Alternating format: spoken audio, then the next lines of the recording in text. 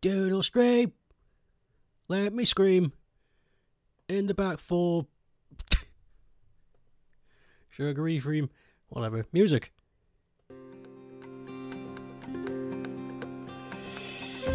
It's pretty loud.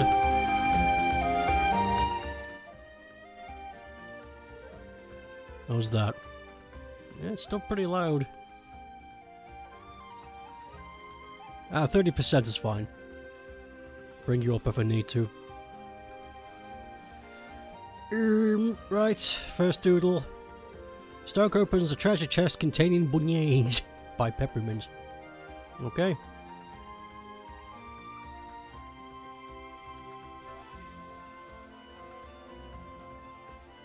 Did I watch Nux? What do you mean? What do you mean?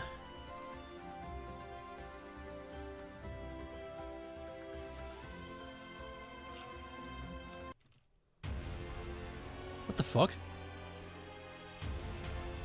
It changed so suddenly, why? Trailer? No, I didn't.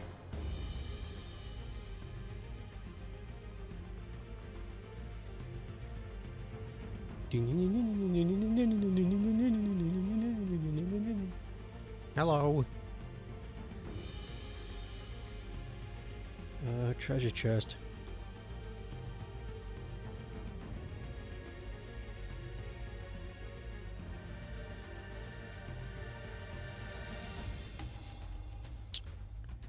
How could you make this look good?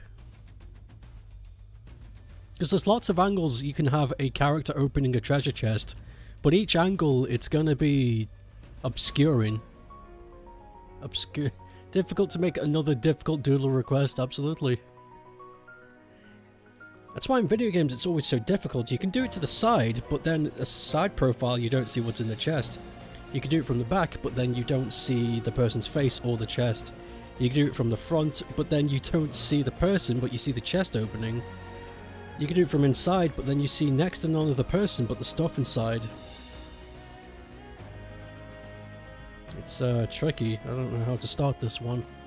Black Doom in the grocery store.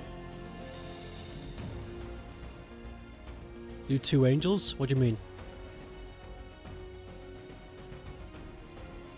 Heyo. Heyo. Oh, angles. Do two angles, why? Angles. Why two angles?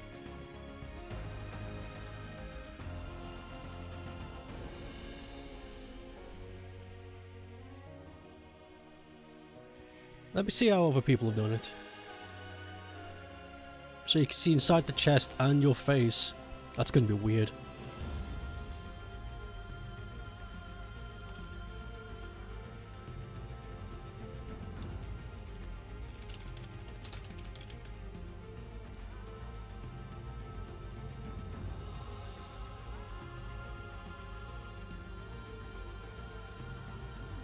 All of the stuff I'm seeing are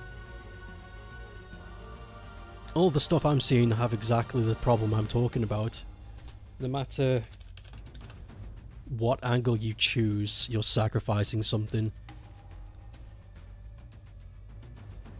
I'm gonna have to come.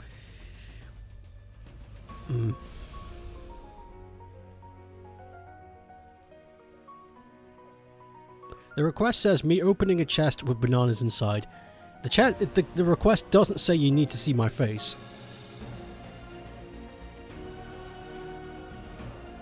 But the request did say chest with buna inside.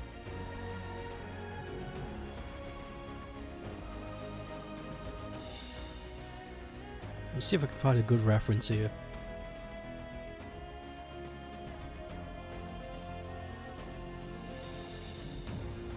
All of these references are pretty people focused.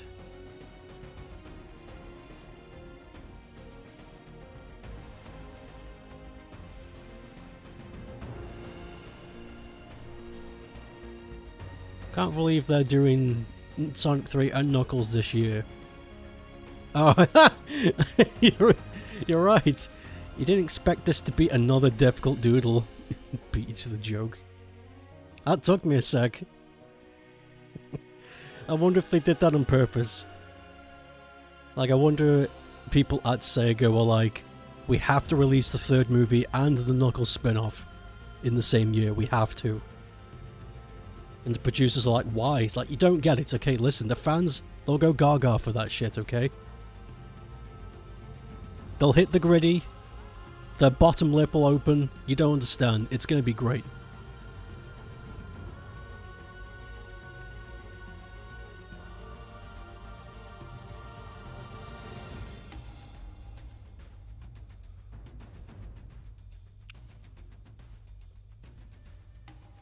All of these references suck.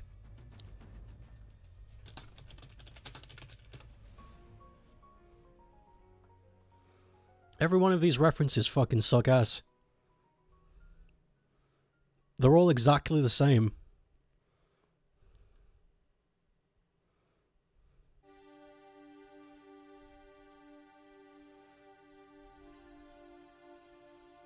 Jesus, what am I to do? What am I to do?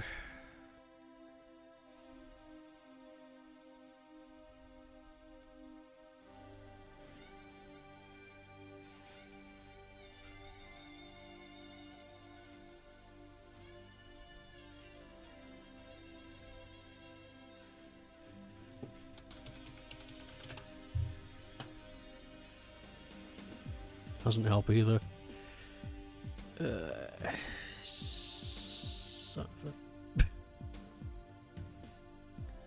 Hey Ramon.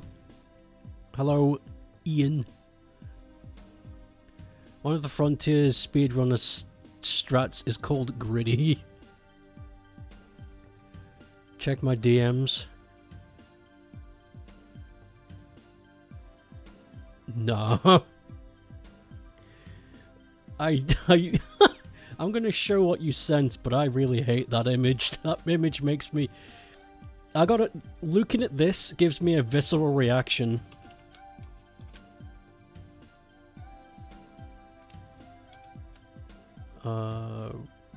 Copy image, paste. What? Since when has this never worked? Copy image, paste.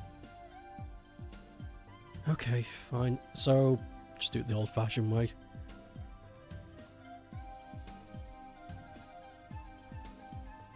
There. Yeah, looking at this image gives me a visceral reaction. It makes me want to punch something. There's something about it. I don't like it. No, we're not doing it. Thank you for the... Thank you for the attempt, but fucking hell. If I ever met that man in real life, I really would go gorilla mode. That's really... There's something about it. I just need to find one... There has to be a reference that I'm imagining to exist. It's...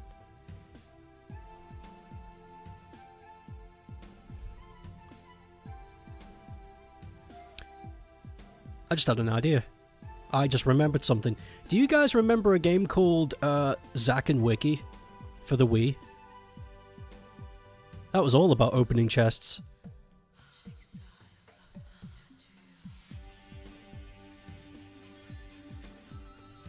And just like that, I found exactly what I'm after. Here.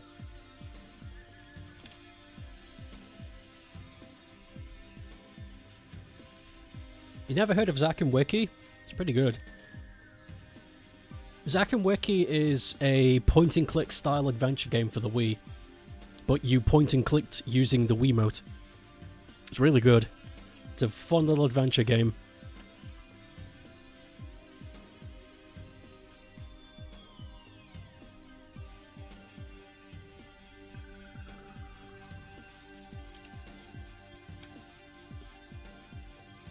So I'll have the character like that. And it'll be easy to add the buns because I can just pile them up. Boing. Boing. Boing. I was out today doing some important things for important nobodies. And as I was walking around, there was a preacher in the middle of town.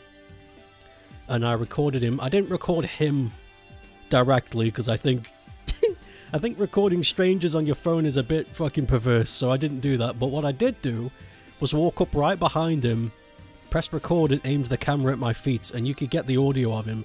And the reason why I did that is because no one could understand what he was saying. His gain on his microphone was way too loud, so it just sounded like he was going... Jesus Christ!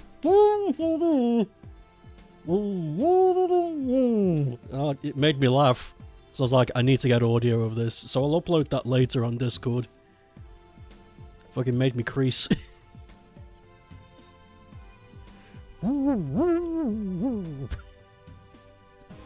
It's like, whatever you're saying, pal, I'm sure it's inspirational, but no one...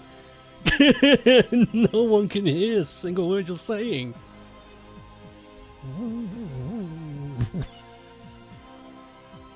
It's the language of angels.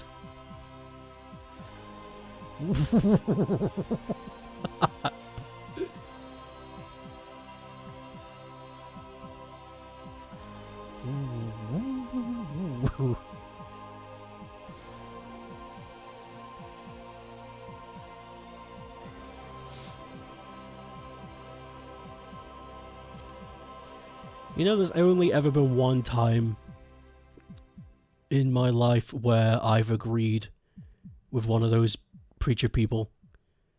I forget where I was. I was not in Stoke. I remember that much. I was definitely not in Stoke. God, it was years ago. It could have been anywhere.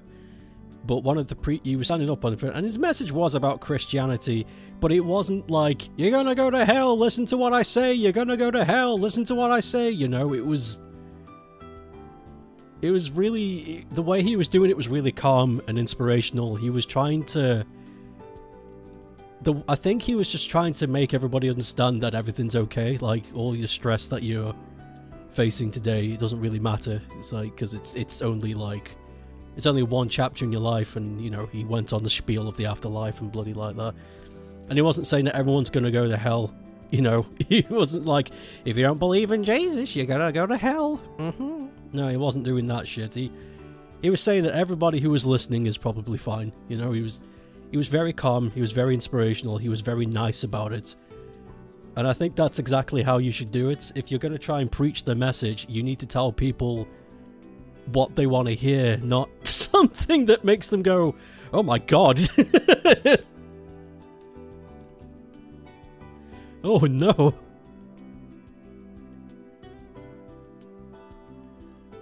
You're gonna fucking die, and then you'll go to heck. Does anybody have change for a 5?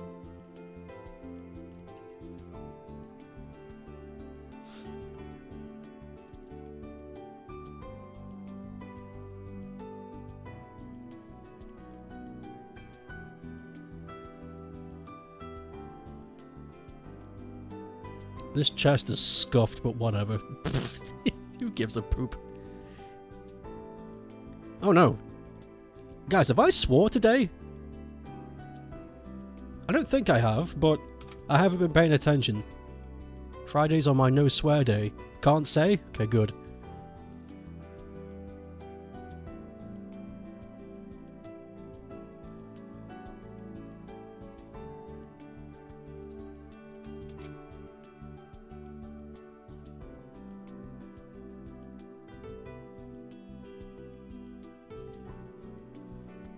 You said hell.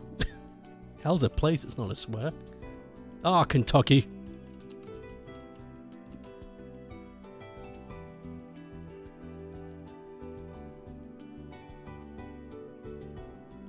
I don't agree with the American swears. You can't say hell, you can't say damn, because damn is a word, it's not a slur or an insult. Damn to damnation, and to damn a...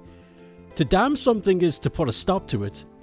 That's the definition of the word, you know, that's why river dams are called dams, because they put a stop to the water. So I don't understand how it's considered a swear, but whatever. Whoops. Wrong setting. Boop, beep, boop.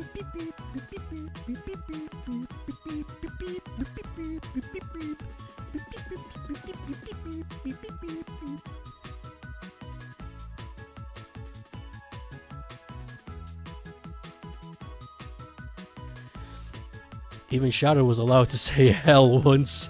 What the heckin' flip? What the heck sorts? There's a hole in my backyard called fuckballs, so whenever I say that on my stream, I'm just referring to this hole. True fact from your life, you didn't know that damn is considered a swear because playing Shadow growing up. By the way, swearing doesn't count if I read it. I'm just narrating.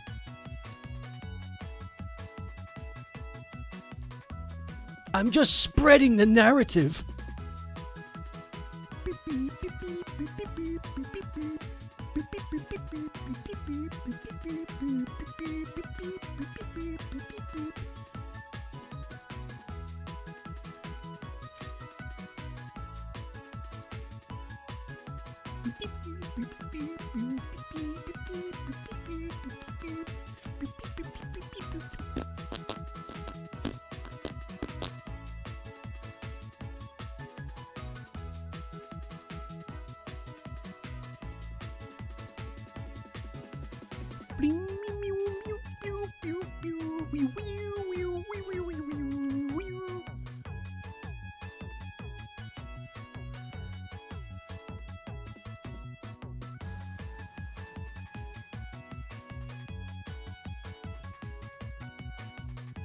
I don't know how to draw chests. That's something I've learned today. That's fine.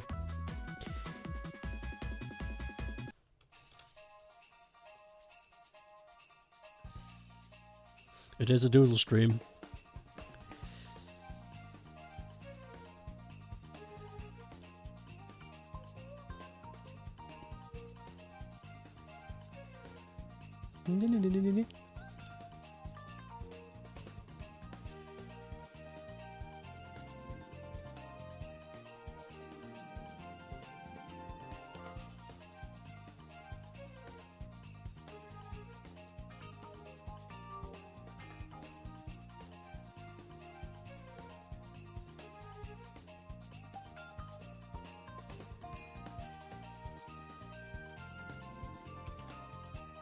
I'm not going to tell you who to romance because you'll disagree with me, so whatever. Do what you want. Do what you want.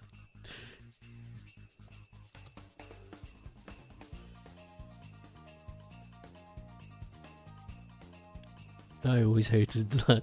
That was one of the topics that kept happening in university, and it used to wind me up. It's like, who's your favorite romance option? And it's just like, why did you ask that? Now you've just opened the door to hell. Because everybody here is now going to hate each other because they want to stick their penis in something that's not real. It's fucking... It's just... But I hated it. I hated it so much. I always got up and left. It's like, I need to use the bathroom, and then I never came back.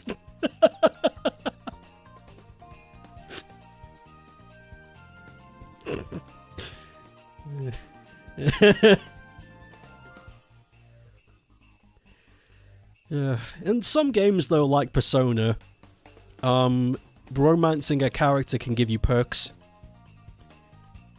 So I can see it as a gameplay function, but as a serious the topic of romance, I think I would rather find somebody who's akin to my sensibilities and perhaps court them IRL.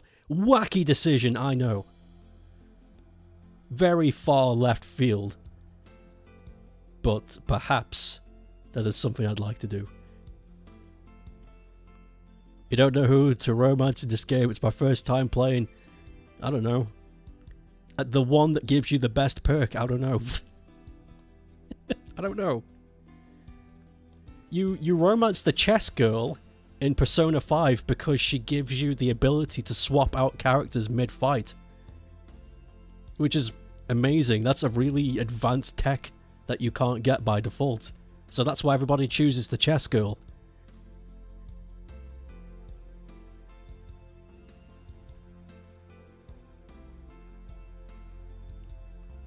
You get that perk without romance in there? No.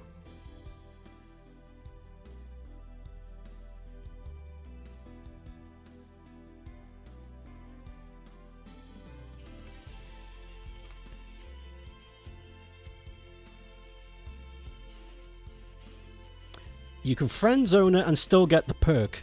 So wait, you just wait. So this really is just about romancing then? You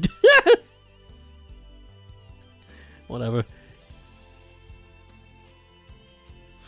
I swear, if I ever make a game and it has romancing in them, every one of them will end up the same, and it's you getting rejected. No matter how hard you try.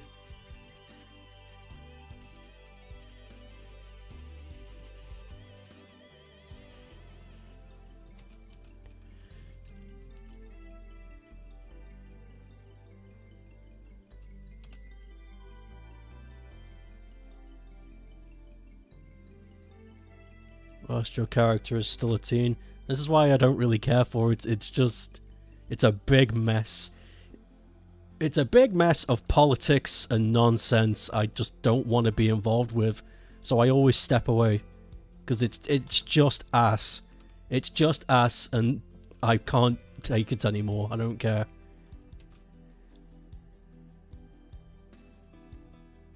I found something really cool today whilst I was out also. I was doing some important things.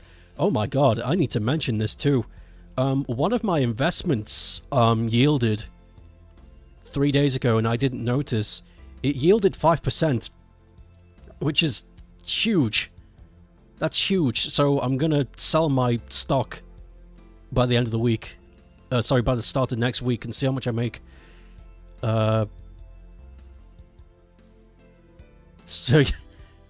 So I might be making a big fat piece of cash soon. Probably not enough to do anything with, but still something that I'm not going to scoff to. But, what's it called? Yeah, I found something neat whilst I was out today. There's a shop called Holland and Barrett's in the UK. Very old-fashioned name. And the shop is tailored towards naturalistic stuff. So you can go there and get pills to aid digestion, pills to give you some vitamin extracts. You can go there to get some healthy snacks. That kind of place, you know, it's like a very, very homely, very nice place. And sometimes I like to go in there because sometimes they sell nice tasty treats and some vitamins that you can't normally get in big shops that I like to partake in. And they were selling this new product today. It was, I forget what it's called. I think it was just called Meal in a Bottle, I think. Though the name was probably fancier. But that's essentially what it was. I picked it up and it was like a protein shake. But it had everything in it. It wasn't just like a build-up bar or something like that. It was a meal in a bottle. It had everything. Every mineral you could want, every vitamin you could want. It was insane. So I bought one. I bought one because I've never seen anything like that before. I was like, is this the future? You know when we joked about all food will come in pill form? Is this the start of it? So I grabbed a bottle and I've yet to try it. It's probably going to be gross. I'm going to get rid of this ape face because I've done it really wrong. I've drawn it like I'm doing a plasticine thing. It's not right. Something's off. Something's off, Chief.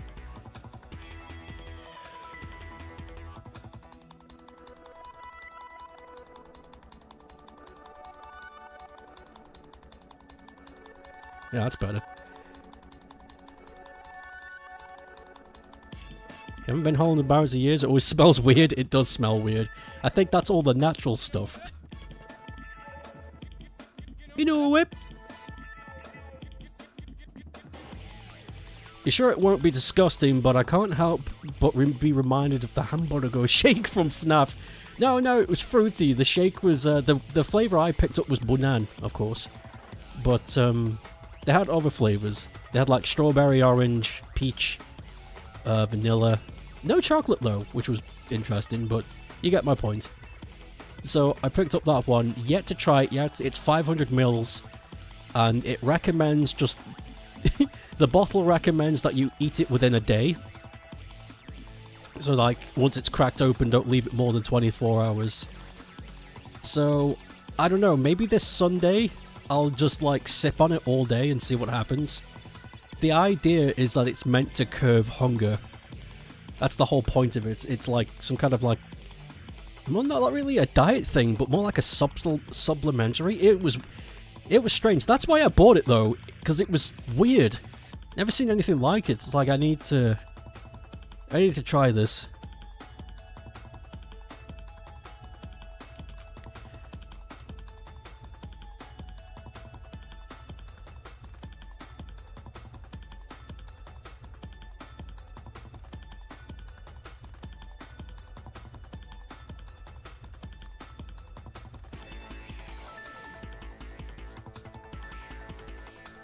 There was one thing from Holden Barrett's that I used to like that they don't do anymore. And that is, they used to do apple curls in cinnamon. And they were delicious. They were absolutely 100... They were so good. And they haven't sold them in a really long time. I'm always on the lookout for them.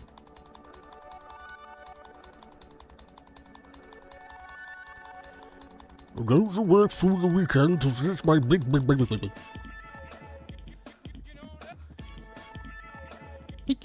You know what?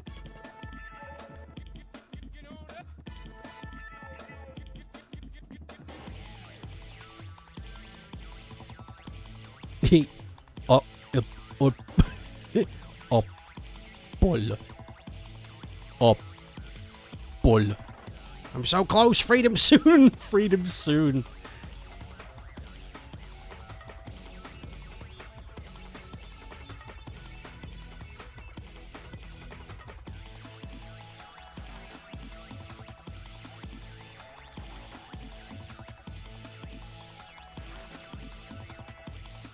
We're in the money.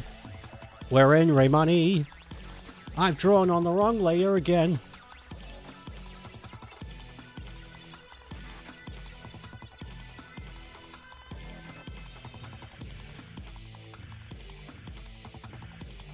I never understood, there's a trope that's in media a lot that I don't get. And that's, when somebody makes big money, they win the lottery or they win something at the table or whatever the crap, they immediately blow it all on something. And then at the end of the scene, they're like, wow, money is really dangerous. And it's like, what the fuck? No, it isn't. It always bothered me. That's one of the tropes I never got. It's like, wow. You know, somebody should tell you money could do crazy things. Like, no, the fucking money didn't do shit. That's you. You have no self-control because you're stupid. Fucking... I hated it. I hated it. Whenever I saw it in movies, it always used to really anger me seeing these people be given an opportunity and then they just spend it on crap. It's like, it doesn't even make you happy in the long run. You just spent it all on booze, and now you're miserable. Here's me screaming at the television at characters that don't exist.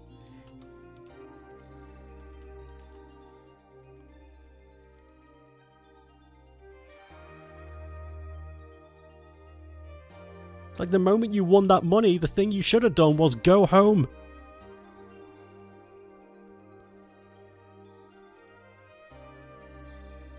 And then think about what to do with it. Not just lose your mind immediately.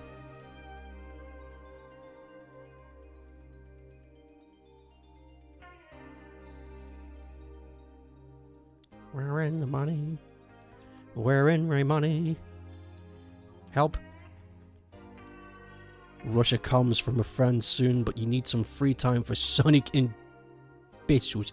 Not gonna lie, I think that trope is kind of realistic. It's, it probably is, but I still hate it. There are many people who would do exactly that, get a lot of money suddenly. But I cannot relate.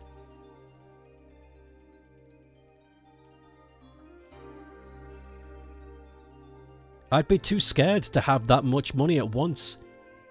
If I just, let's say I won the lottery tomorrow. Let's say I got a scratchy, a £2 scratchy, and I don't know, the scratchy gave me £2,000, like 200 and 3 more zeros, you know, almost $250,000. If that happened to me, the first thing I'd do was probably shut down, because I'd crap myself. I'd look at that and be like, oh, that's a lot of cash, and then I'd just run home and probably, I don't know, stick the lottery ticket somewhere I know where it is, but out of the way, and just forget about it for a day. I'd panic. I'd be like, that's a lot of cash.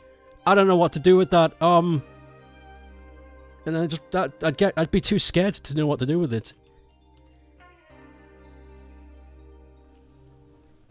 Never tell anyone. Yeah, I wouldn't tell anybody. I'd hide it and forget about it. It's too much. It's the second you've got big cash, you have immediate responsibility to it, and then what are you gonna do? Then what?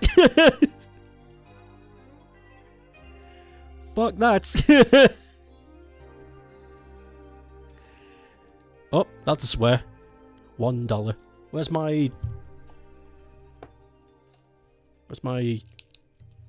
thingy? There we go. But that's just me. I did know somebody who won a scratchy. They won like 10 grand. And they were so calm about it. They looked at me and like, hey, look. Like, did you just win 10 grand? You went, yeah. Oh my god, what are you gonna do with that? And he just went, I don't know. Probably put it into the bank. It's like, alright. Good on you, pal. And that was it. That was the end of it. He just didn't give a crap. He was totally not fazed by it at all. I don't know. Probably put it in the bank. If I won 10 grand on the spot, I think I'd spring up like a chicken. Like, whoa! Ah! Ah! Ah! My shoes would fly off. My hair would explode. I'd go bald immediately.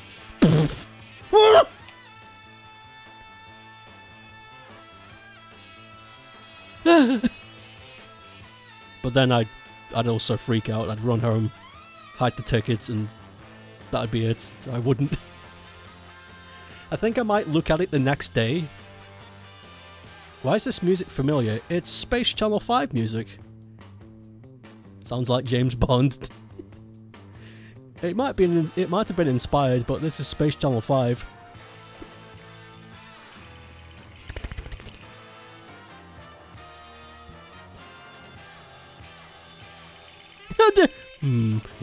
Why are you humming? Whom?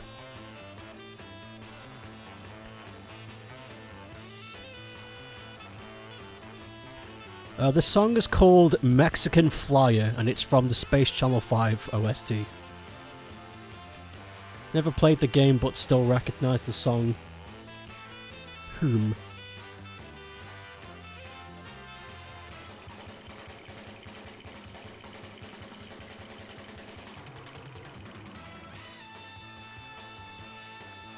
Whom?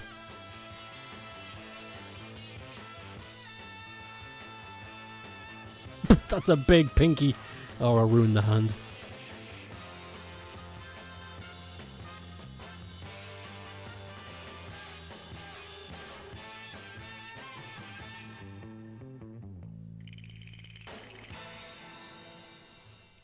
You've had enough. I've had enough of you two for one day. I love that.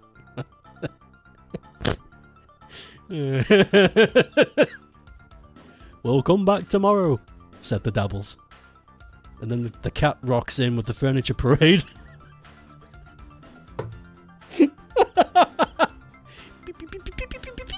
It's so... Oh, I love it.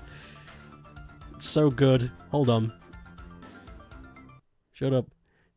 Shut up for a sec. Let me... Okay. Yeah. Radical sex.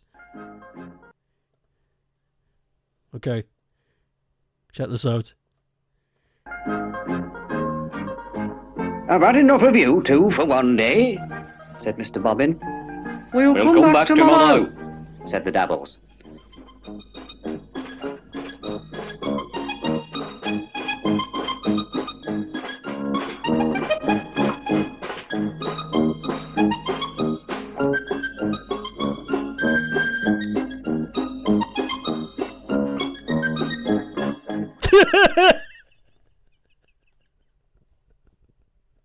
I don't know why it tickles me so much. I love it.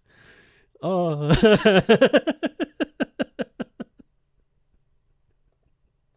Oh. So good. Okay. Oh, wow. Okay, what are you guys saying? What's that clip from? Oh, damn. What is the... Damn, I used to know what the show was called. I used to watch it as a kid. Something Cottage? One moment. UK kids show Broomstick Cottage. Is that correct?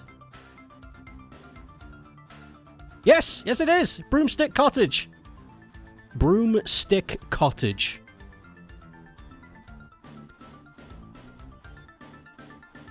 Created in 1989 by Dabble Films.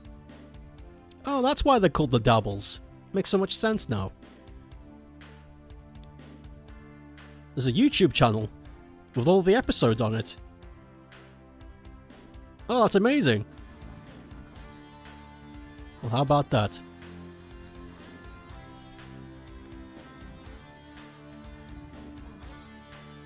You replace the missing letter with an apostrophe to show there's a letter missing. We'll come back tomorrow, said the Dabbles. Bring in the cat parade.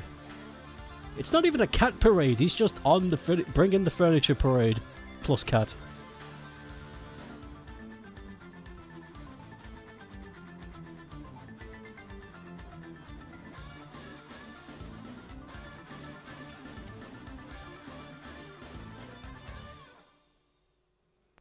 We'll come back tomorrow, said the Dabbles.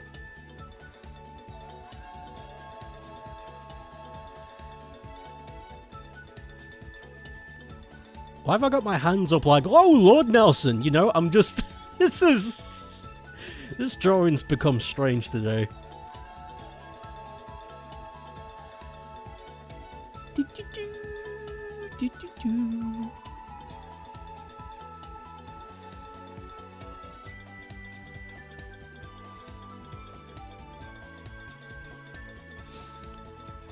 Have I told you about the guy that was... should I talk about this? I mean, I might as well, it's something, but still. Did you know that video game plus... wow. Amazing. Did you know... Did you know? Video game. Mario. Please like me. I have no skills. If I scream trivia, maybe I'll become your friend.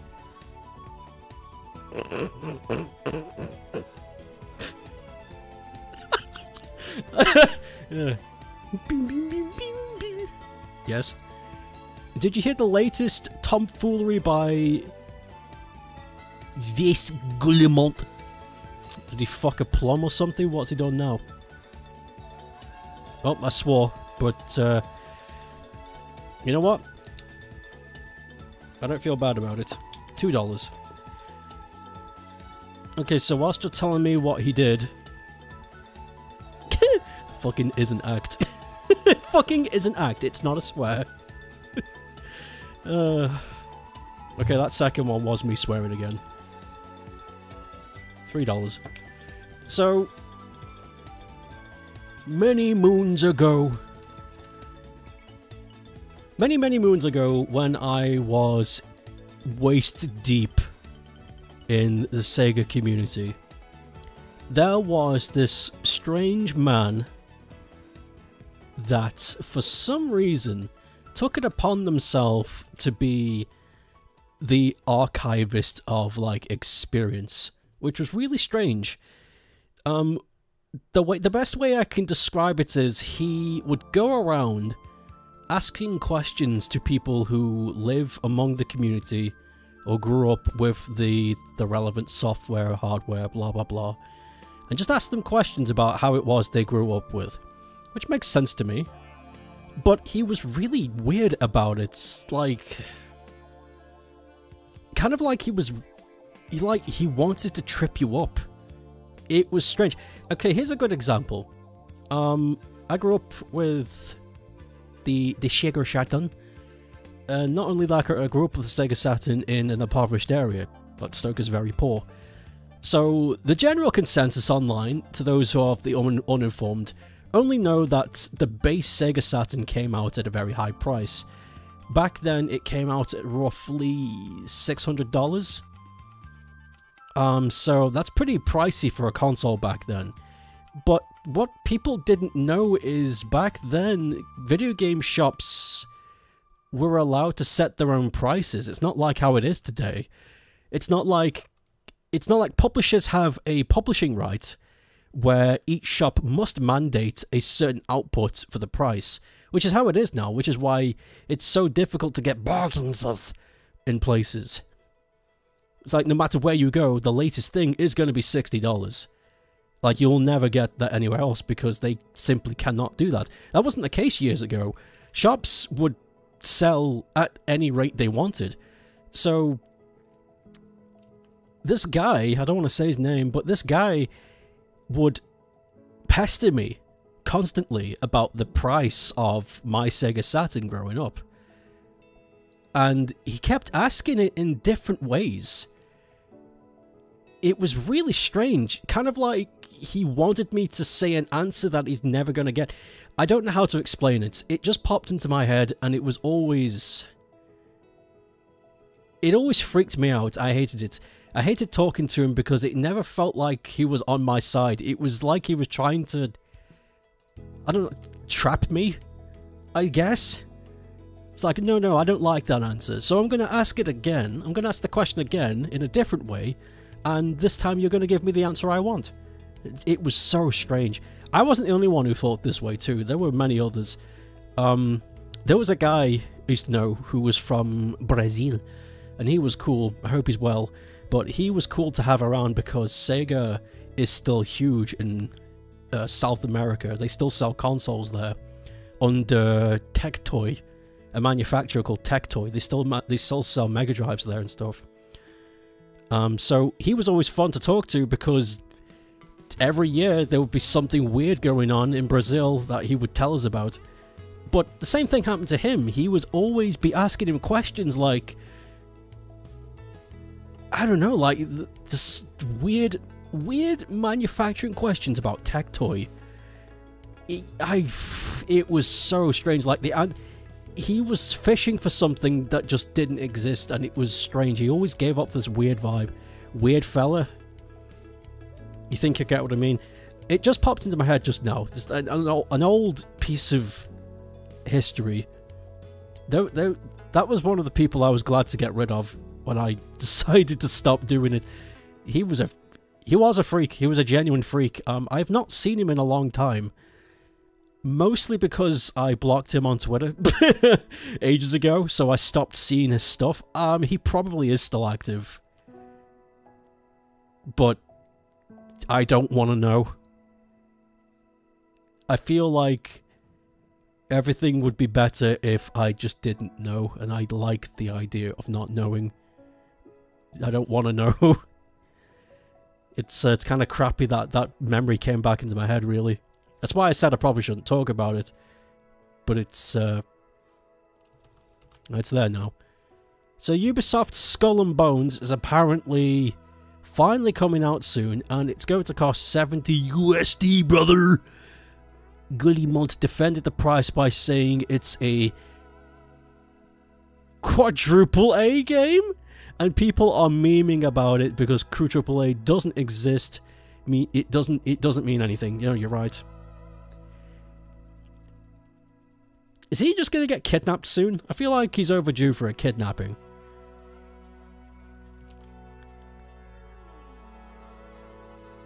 Somebody like him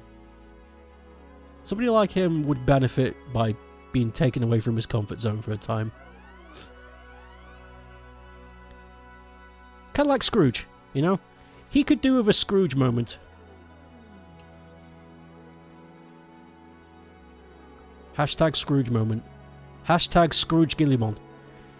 The rumour mill keeps spinning and saying that Guillemot wants to sell the company away to someone bigger, but keeps failing. Maybe because nobody wants Ubisoft. Did he ever think about that? Did he ever think that maybe the company that he thought he once had is now just a big gaping pile of shit? That's another swear. And nobody in their right mind would buy it because that means they'd have to fix it and spend more money.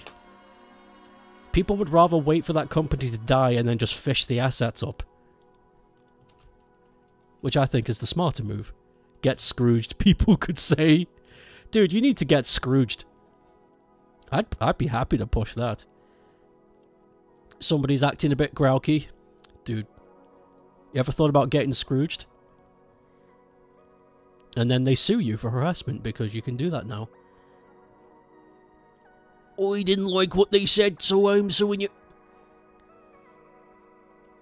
It was the cadence of which it was said, that's why I'm suing you.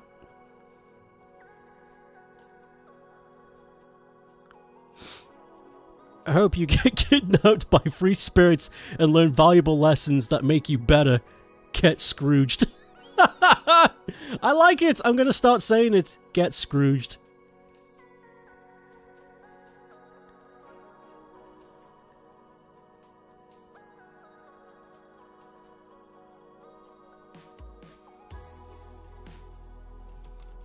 We've done it. We've learnt a new version of Touchgrass, essentially. Get Scrooged.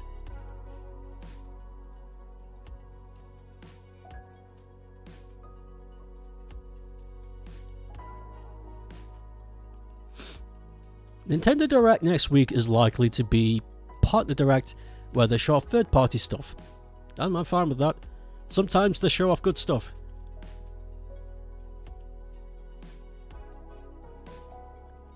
But does that also mean, oh no, wait, Pokemon does their own. Never mind. Never mind.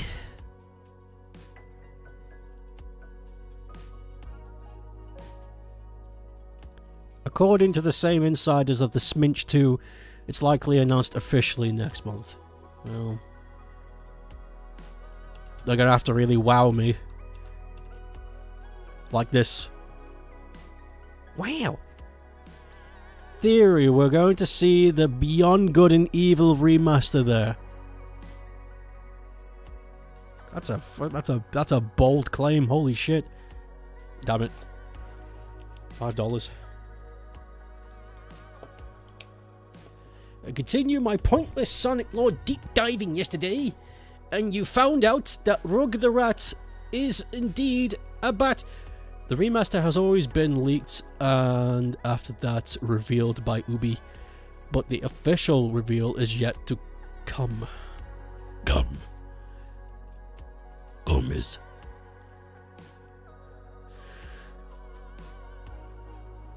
Well,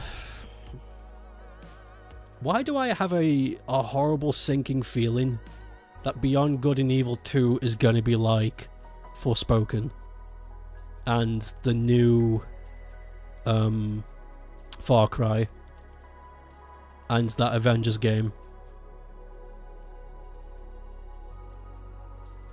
I have a horrible sinking feeling that's what it's going to be. I hope I'm wrong.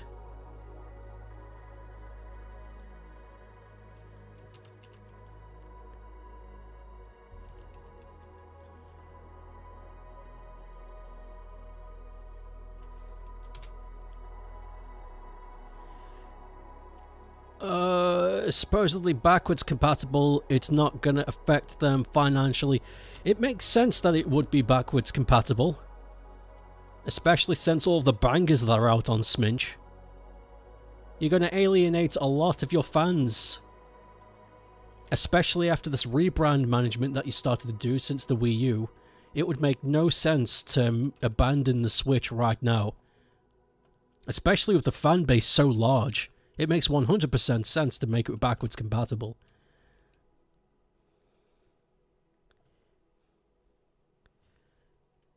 Beyond Good and Evil 2 isn't real. It's gonna be bad. It's gonna be... Where's the music?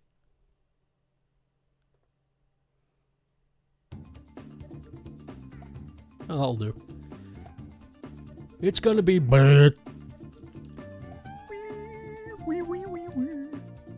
Sminky smong, da smoothy smooth. Winky doo, galuba foo. Gonna go take a poo in the trees.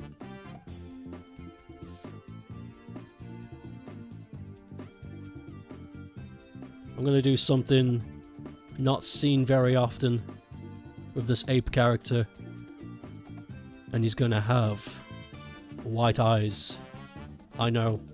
I do like to mix things up a bit.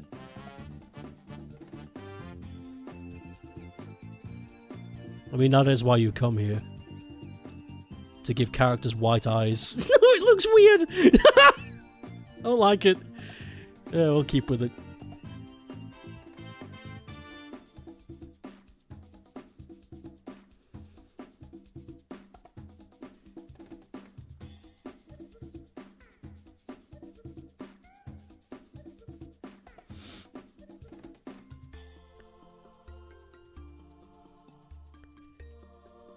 Oh, they have been backwards compatible by one gen, you're right. True. True. True. True. Listening to Sonic games cutscenes in Japanese. Yes, Japanese dialogue in Sonic games is vastly different to the localized versions. There's actually a lot more lore in SA2 with the Japanese text than there is in the localized version. There's more context that they decided to omit. Omit? That they decided to omit from the base game. Which is strange! Whoa! Whoa! I was gonna say something weird. Hello, Silex. I was scared of drawing those eyes on your character. You suck at drawing eyes. It's fine, have fun with it.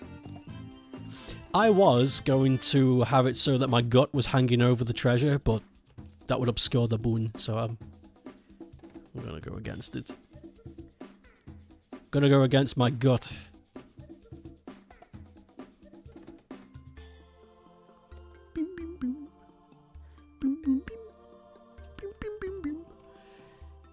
It is the year of the dragon after all. Don't tell Nebula that. He'll explode.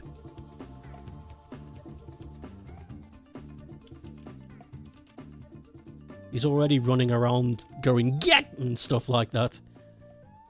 I swear he stole my sandwich from the office as well.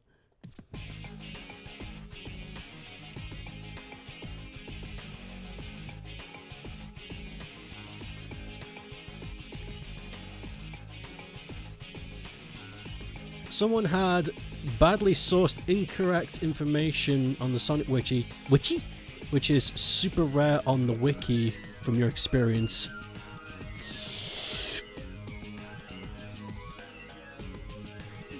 Yeah, I think you're right. I think. You know what? I can't say. And I was going to agree with you, but I actually don't know. And I'll take your word for it, though. You've rarely lied to me. Except for that one time. About, what you call it? Dear, butt nutty. We don't have an office? Then where have we been putting our sandwiches? Hmm?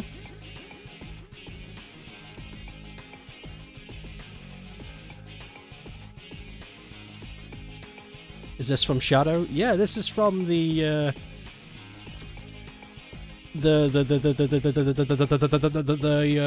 hero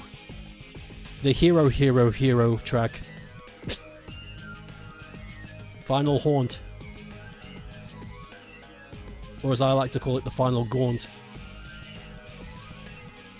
Because it's grody.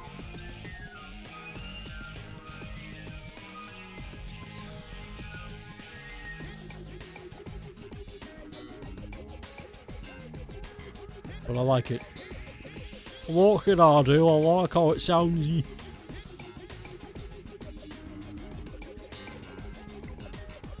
Listen to me, yeah. I like how it sounds, so I'll get to pick the song next. I recognize it. Chaos Blast gets the. Okay.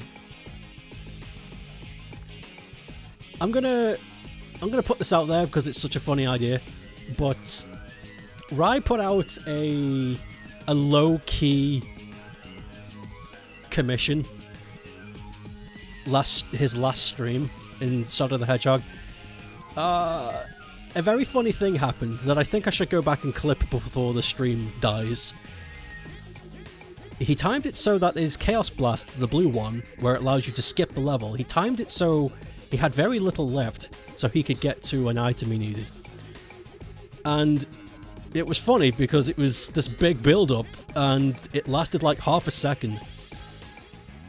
And the joke was made during the stream that that was Rai using Chaos Blast to get to the bathroom, so we didn't need to move. It was like Chaos controlling up the stairs, exactly. And he was like, he said jokingly, somebody animate that, and I'm really tempted.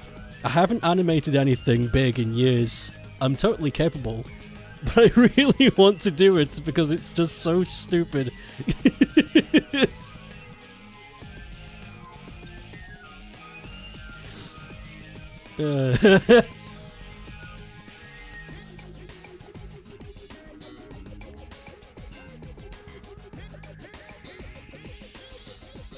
Chaos. Go to bed.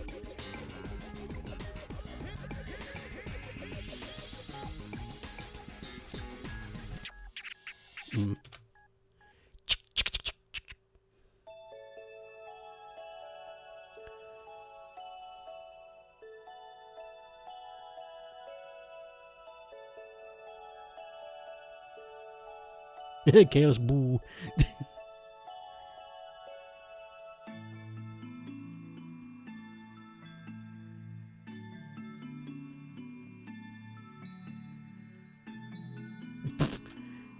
Messed up the A.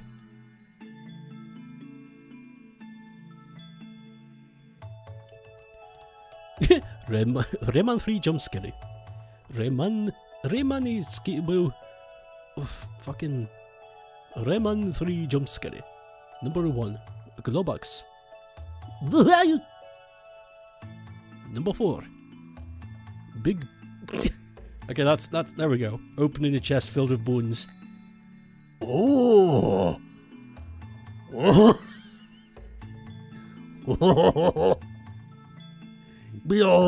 Okay. We're finished.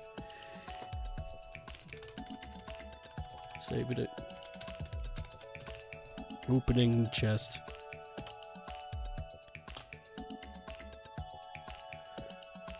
Black Doom is voiced by Goku. I knew this already, and I keep forgetting. It's such a strange thing.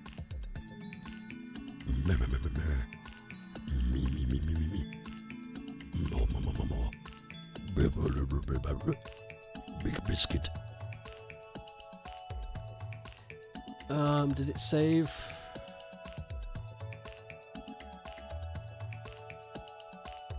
I don't see it. There it is! Okay, good. I got scared. Big biscuit. I hope they keep the VA. Oh, they should at least try to make it similar.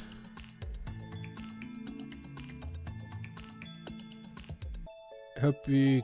Oh, I just read that. I just read that! It'd be great if they brought back the VA, but probably not. He just uses his Goku voice! That'd be so stupid. Hold on, let me update the Doodle board and also... Hibiscus. The Whiskers.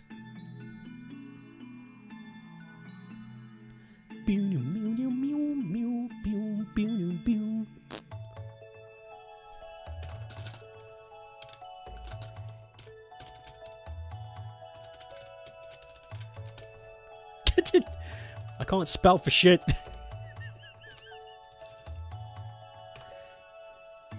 Okay. That one's done. Okay, the next one is Stokeape and the Giant Banana. James and the Giant Peach parody by GW. Now, we've got a lot of choices with this. We've got a lot of choices with this. James and the Giant Peach, in it.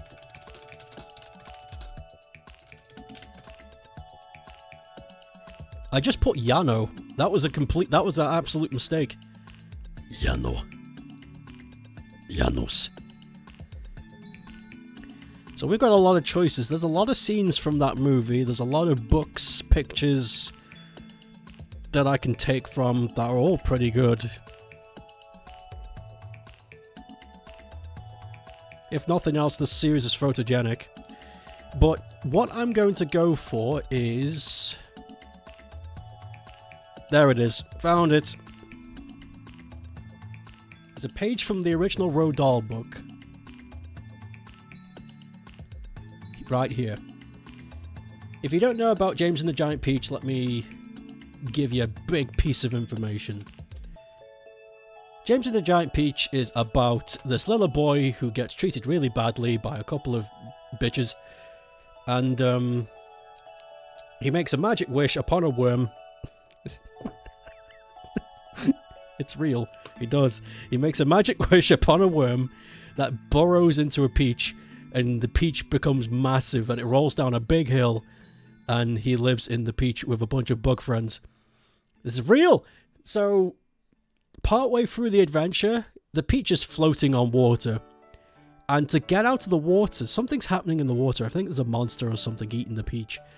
And to get out of the water, they wrangle a bunch of seagulls and attach it to the stalk. And now they're flying across the ocean. So I want to capture that. I want to make a flying banana across the ocean with a bunch of birds attached to it, and I guess I'll be on the banana somewhere. That's what I'm going to try and do. It's got a really good idea for a doodle, but I used up my redemption today. You can't repeat 2 doodles in one day. It won't let me. That's right. You're getting greedy. I've seen what you people have been doing. I've been noticing a pattern, and I mean to squash it. You're not questioning it, but being real. It sounds like a basic children's book's shenanigans. It is, and it's a lot better when you read it as a book, because there was a movie made about James and the Giant Peach.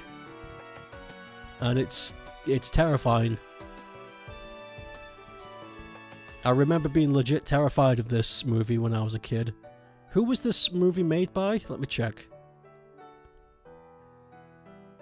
Somebody called Henry Selick. And it was produced by... Oh, that's why. It was made by Tim Burton. God damn it! No wonder it was hauntish.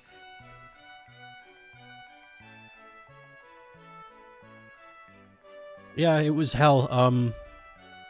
All of these giant bugs with contorted, monstrous faces. I still find it very terrifying. It genuinely looks creepy as all hell. Oh my god. I don't want to show it.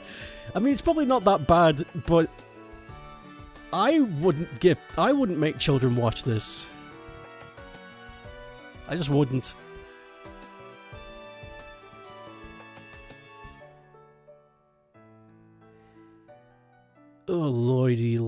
Okay.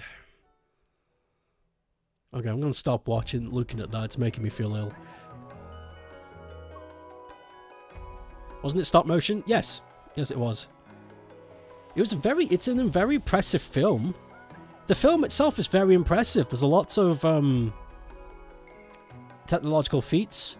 The film being mostly stop motion, again, is impressive. Its sound design, from what I remember, is pretty impressive. Probably helped to terrify me as a child. There's a lot of great things about that film, you know? Except the singing, there's songs in it for some reason, which weren't ever a part of the thing. I think it's because kids' film needs singing. I don't know the logic behind that. But I can't get behind the aesthetic. It was terrifying. I like Tim Burton's stuff when it's original. That's something I've noticed. When Tim Burton does original things, it works. Like Beetlejuice, Nightmare Before Christmas. When he's given free rein from scratch, it's not bad. But when he does adaptations, it makes me feel ill. I don't get it. It's like... ugh. Blech. Not into it. You loved that movie? Starting to see it. He's famous for his horror stop motion. Why did they hire Tim Burton and Selick to make this? We need these two people that are famous for being nightmare people to make a kids movie.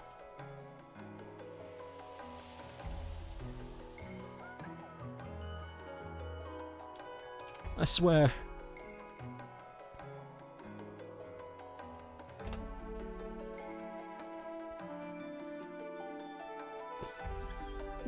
Why?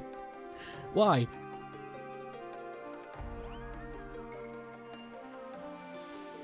Ooh, I just got an idea.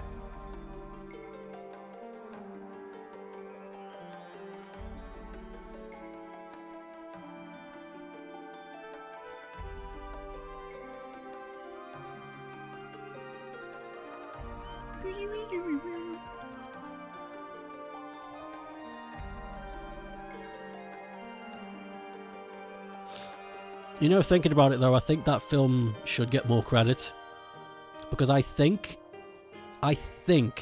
don't quote me on this, but I'm pretty sure it's the first film where they got an actual real-life worm to perform. And they got it to, like, read lines and stuff. Like, that worm in the movie isn't CGI, that's a real worm.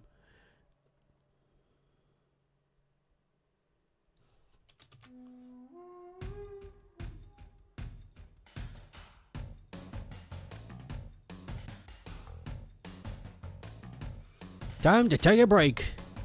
Great progress. Great progress.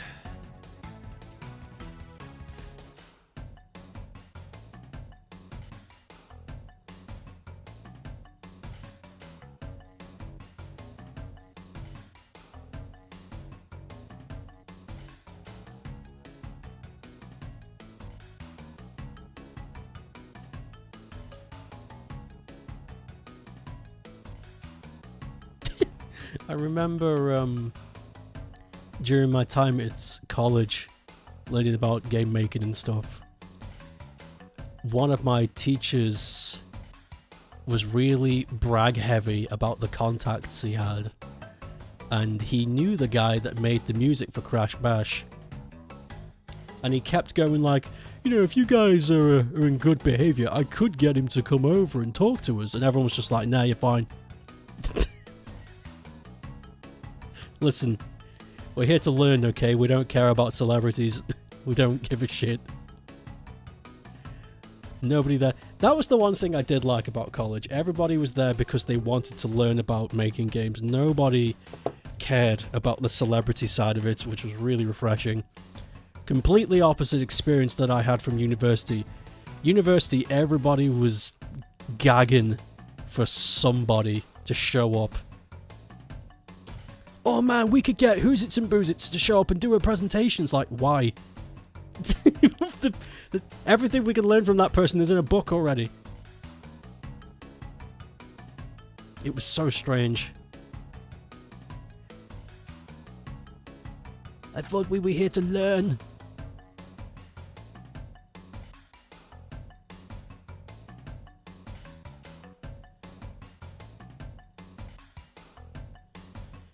You made time for yourself to practice your Sonic drawing last night. You're finally starting to see results. Are you mean, when you say results, do you mean like you're getting it the way you want it to be, or it's taking you all night to draw an image? Both is fine. I'm just curious.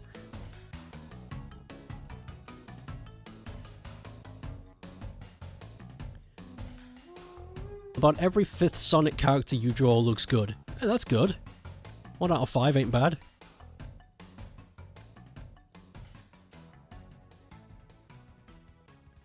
You're doing better than Ken Pandas. He made an entire career out of not drawing Sonic properly.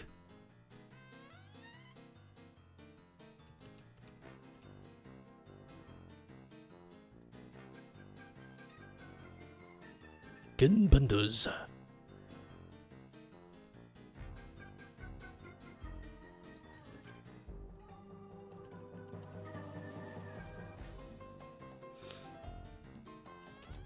You know, I wouldn't have that big of a problem with Ken Pandas if he just wasn't such a dork.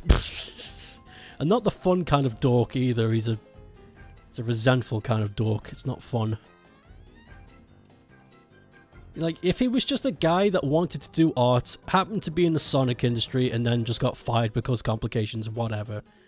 You know, that happens to a lot of artists, just whatever. But then he got fired and just became this douche. He was just like, I own all the Knuckles lore. He's my character. It's like, alright, never mind. You know, I felt sorry for you, but now I've just found out why you got fired. You're a freak. So screw off. No sympathy.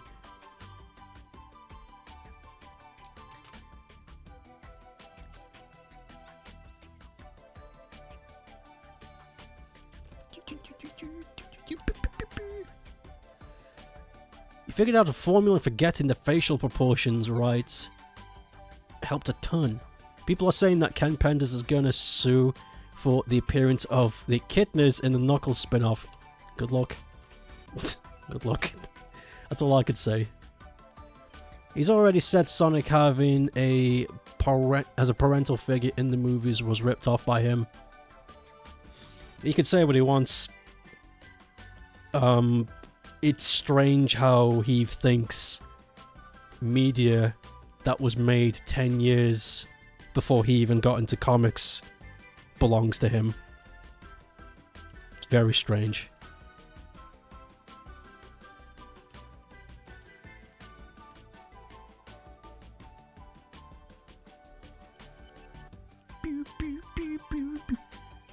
He's claiming he owns Echidnas. He does not.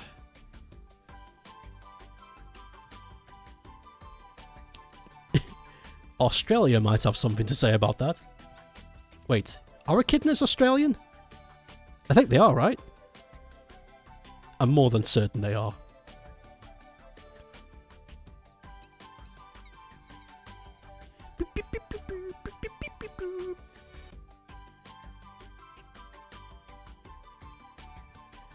Back from the sauna.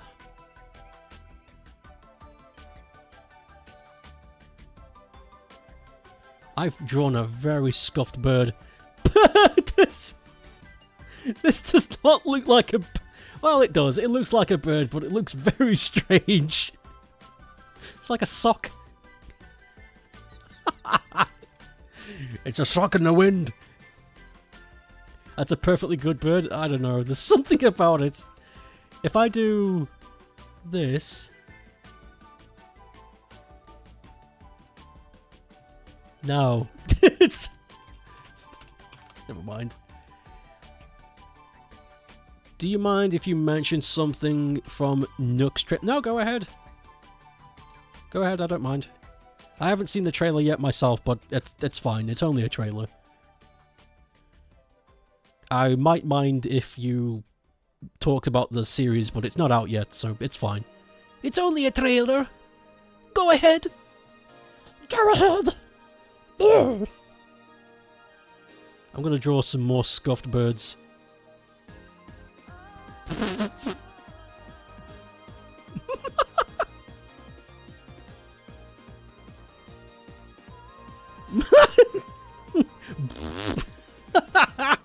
Yes!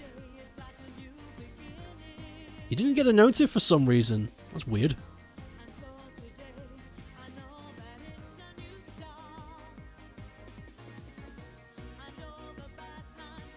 Oh. Everything seems like it's normal. Hopefully it's just a blip and it won't happen again. Panchama, or whatever his name was shown in the trailer. Pachakamak, I think is how it's written. Okay, I don't know who I don't know who this character is.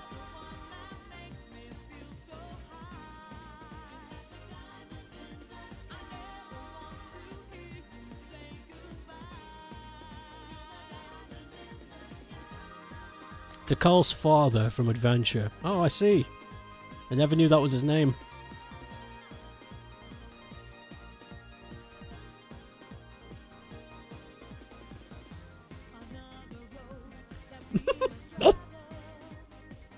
I like my birds. I like these little birds. No idea that was his name. Screamy bird.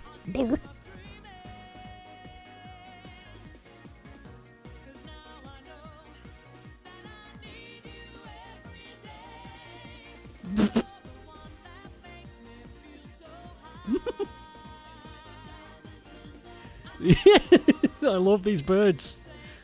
I love these warped characters. These birds are for a reason. I'm not just...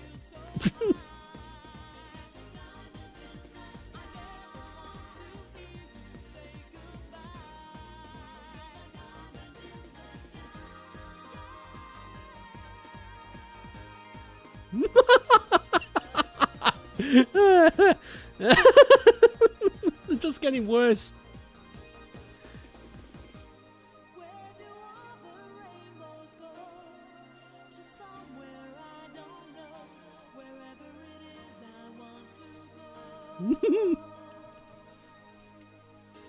Looks like he works at the bowling alley or something. What? Brilliant bird. Knuckles' trailer actually looks like a lot of fun. You dig comically serious characters and they made up their own villain for to deal with. Nunculus.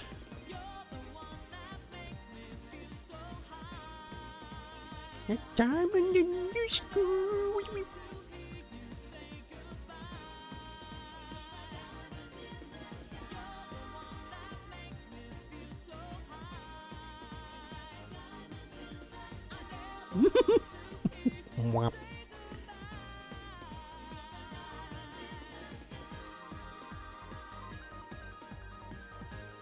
I think I've found a formula for making birds. You draw a wing,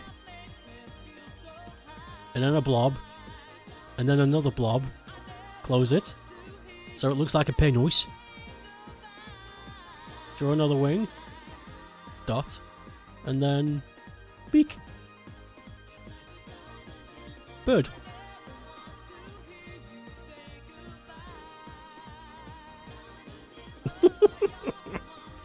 All of these things.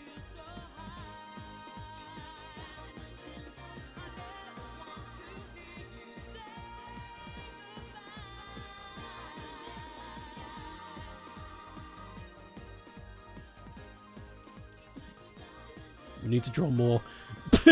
Maybe I'll just copy and paste the bird cloud on the right. This is this is a lot of work for just a little doodle.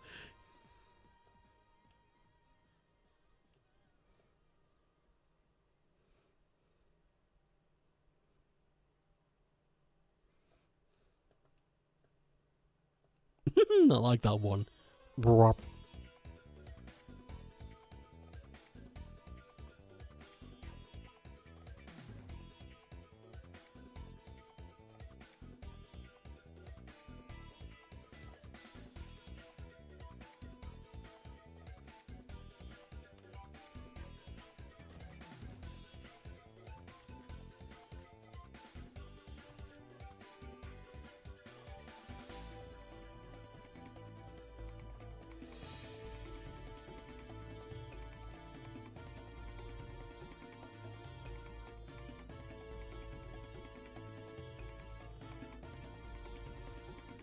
Did you ever have that kid in school that would freak out if you liked something they liked?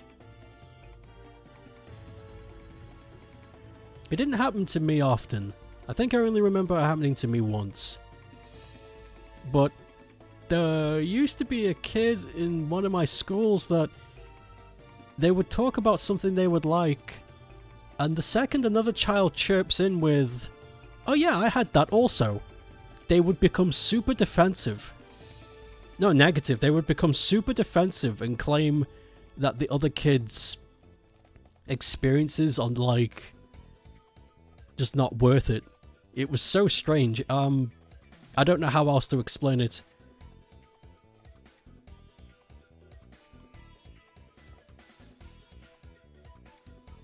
You know what I mean? It was bizarre.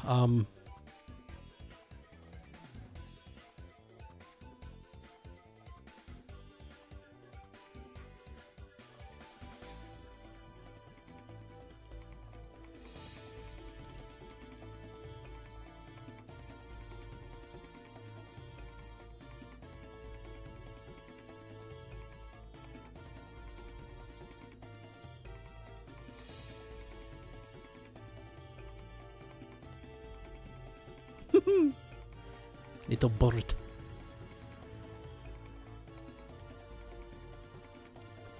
Little bird. They acted the same way as if you were copying their, Oh my god, there it is! You found it! Look at him! Well...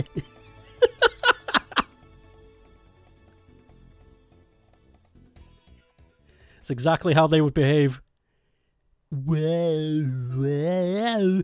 He's screaming at the top of his lungs like...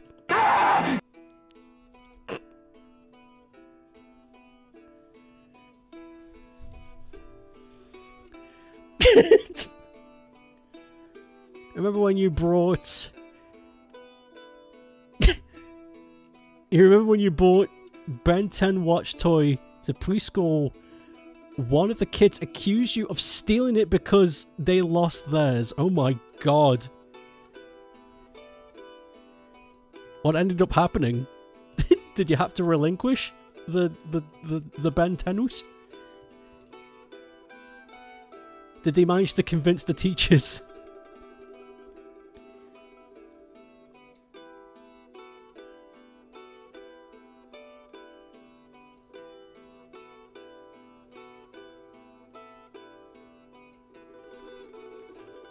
Kids' brains that cannot fathom the concept of another kid owning some product. Do you think it's got something to do with, like, some kind of personal space boundaries? It's like the kid is so far in their own world that it must be impossible for another child to have a similar experience. Maybe I'm overreaching, but that's what comes to me. The watch was the shit. I don't remember if I still have it or it's somewhere in the attic or not. Or you gotta find it. You gotta find it, attach it to your little guy. I feel like it could be just a part of kids' brain developing. Kids are weird. Kids are weird. I saw a kid today whilst I was out squat in the middle of a road and scream at a car and said something. I don't know what it said. I think he was quoting a TV show, but he squatted like a sumo, and this car was beeping his horn, and he was going gag gag gag gag. And the parents were like, "Oh my god," and just like scooped them up. Maybe he was like imitating a show he saw. I don't know. It was scary. They were infected. The skibbity virus. Is that how you skibbity? You squat on the road and scream at cars?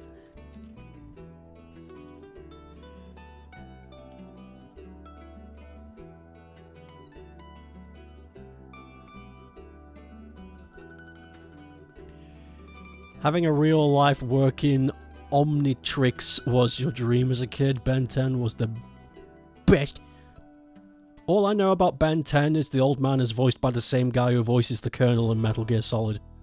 It's the same voice actor. Colonel, I heard you were in Band 10. No one's supposed to know about that, Snake. That's classified information. Colonel, give me an Omnitrix. I know you've got a kid who has one. Shut up, Snake. You know it?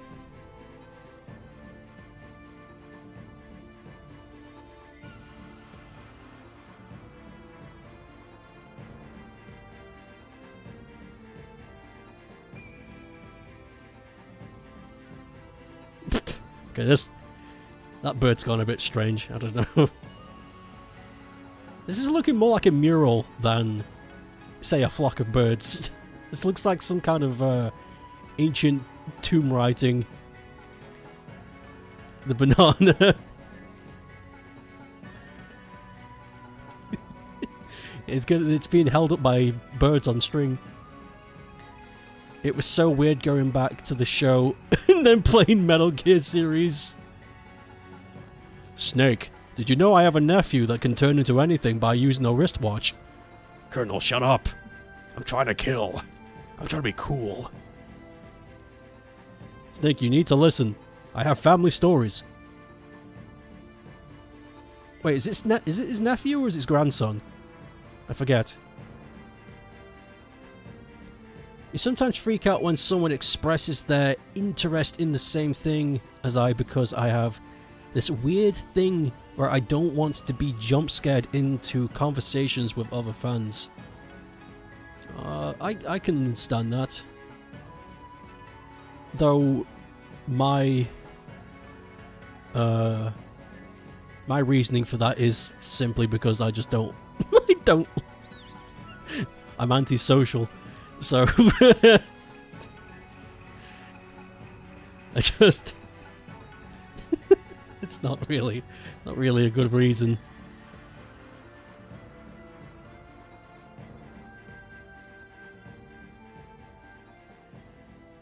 Unless I know that person well enough to have that conversation, I don't want it. Because I can't trust that they'll grab my head and rip it off because I prefer the color pink, you know? I'm done experimenting socially. It's too dangerous. I don't care for it.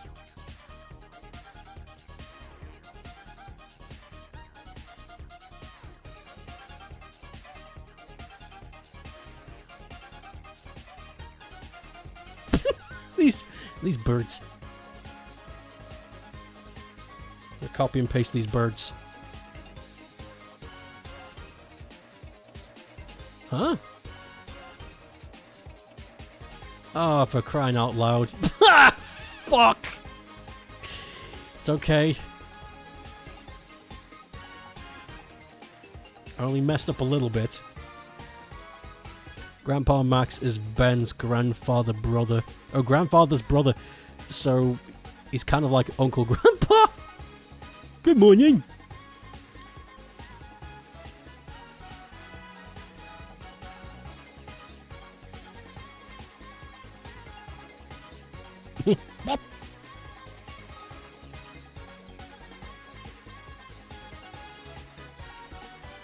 Our caravan runs on weird.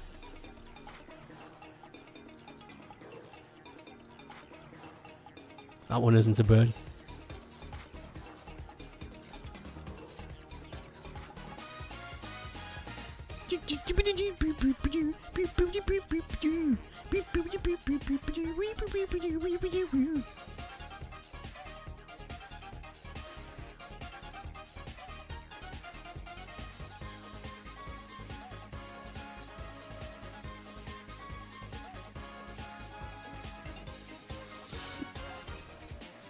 Batman is such a difficult topic because you can never know if the other person is even on the same planet.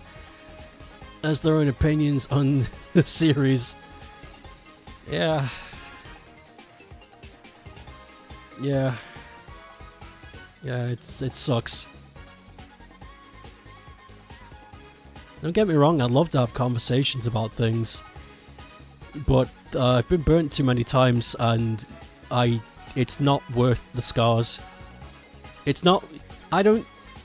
For the chance that the hob doesn't scold me and I get something out of it is really low. It's not worth it anymore, so I just don't go near it. I don't bother. I think stream time is probably the only time I'm ever going to be like, you know what I think? And we don't really last on it. It's like 10 minutes. And we move on. A real conversation can last hours. And I don't think I've had one of those in a long time.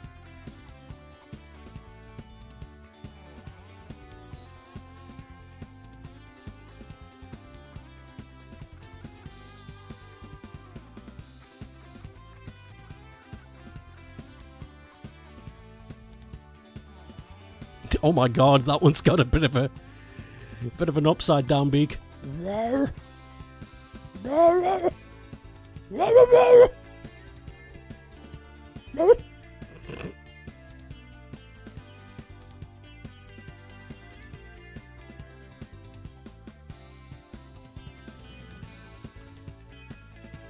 Uncle Grandpa was also great. Sometimes random is funny and people couldn't fathom it back in the day. I think random can be funny. It really depends on the context and timing, and Uncle Grandpa definitely had that. But a lot of people think that if you're just random and quirky, that equals funny no matter the context. It's like, no, you gotta take advantage of the situation that pertains to the situation. You can't just walk into a building and go, whoa! You know, it's like, what are you doing here? Get out. You gotta be... You know, the random quirky humor is... It's a skill. You gotta be able to grab the funnies out of the air. It's... You know, you can't... and also, it's fucking scripted. You know, it's a scripted show. Fucking hell. Jesus Christ. You know, I go to improv classes, and that makes me the best funny.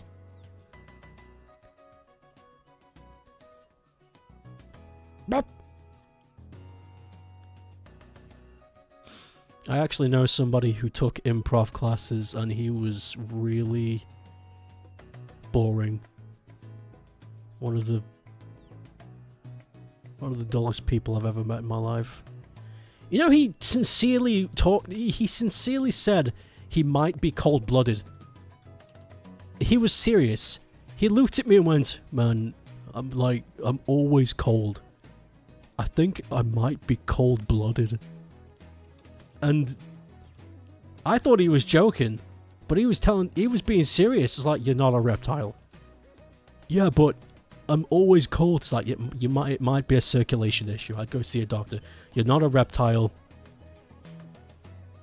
Just stop it. Stop it.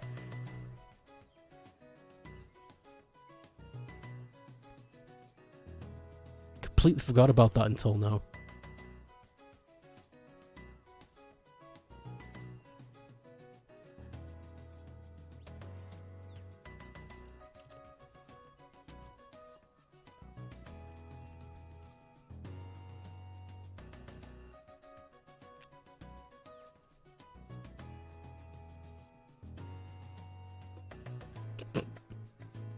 Cold-blooded. Oh my god.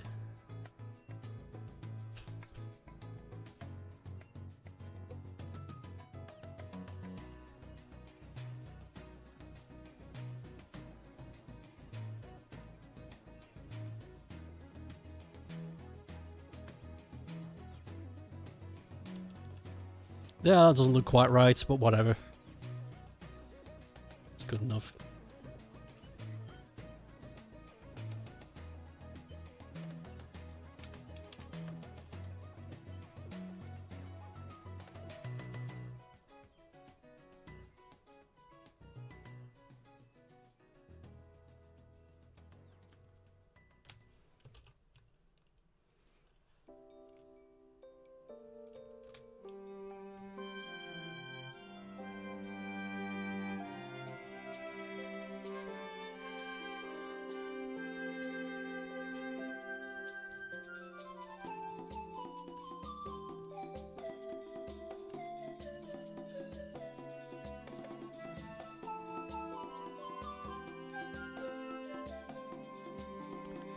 I don't know why I've chose to do it that way. That is not how you do an ocean.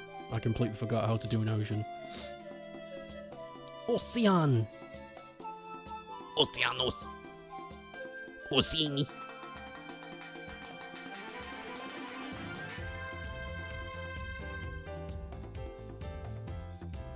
Whoops.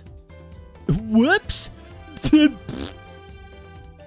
JK Random, lol!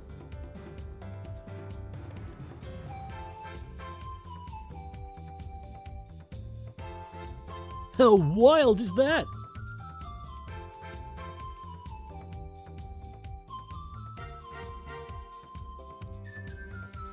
You learn that apparently one of the Sonic comic characters who has designed Klonoa character looked genuinely inspired by Clonker and the King of Sorrow, a character with a Clonker look. Clonker. Mr. Clonker. Mr. That's amazing. I like that. I like how every now and then you get Series inspirations.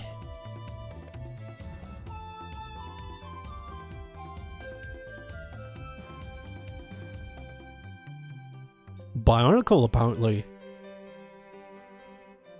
They got bonkled?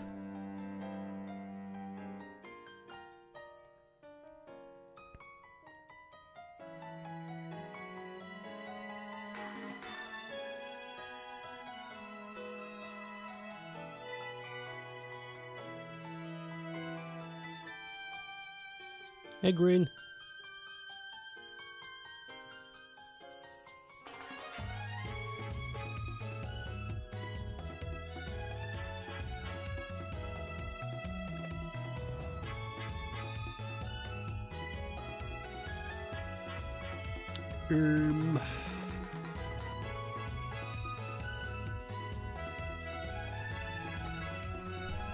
A happy song shouldn't make you weepy. Yeah, it should.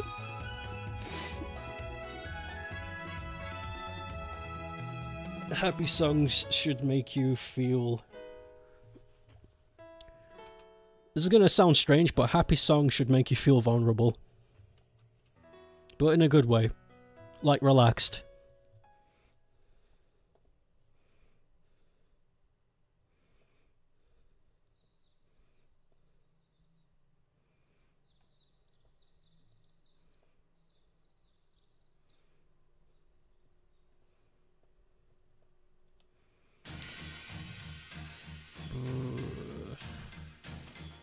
I've forgotten how to do a sky. Goddamn. Doing a sky is fine in the middle of nowhere, but on the ocean it's got a very, very particular thing.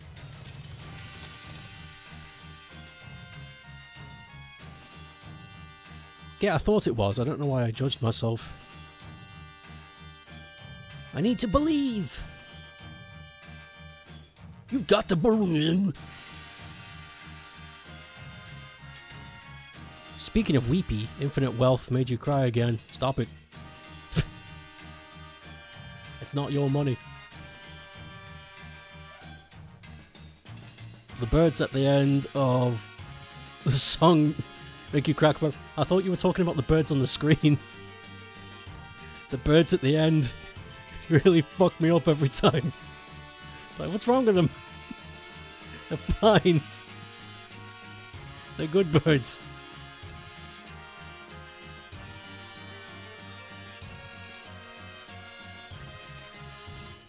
The man in Kiryu 4 made me scream. I'm glad you're enjoying it though, Green. Like, legitimately, that's... I'm glad. It's one of those things that, you can always rely on. With RGG, they put out quality.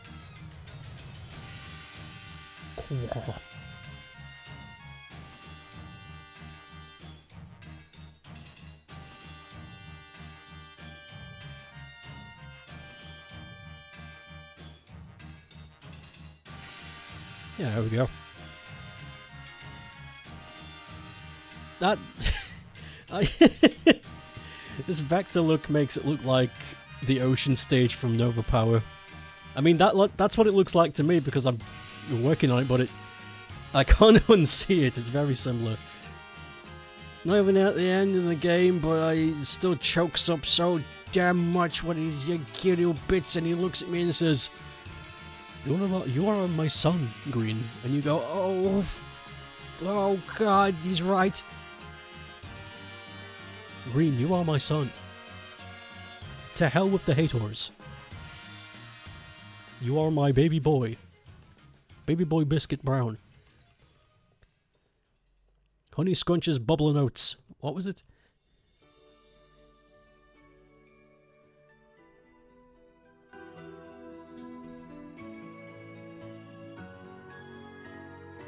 Honey Scrunch's Covered in Oats? I can't remember. No, Honey Scrunch's something in Oats. Was it Honey Scrunches? God, I don't remember what I said. Biscuits. Hey Neb, how are you feeling today? Any better? Nova Power, more like Nova Shower. What? The Nova Power shower. It sprays liquid oxygen. Don't use it.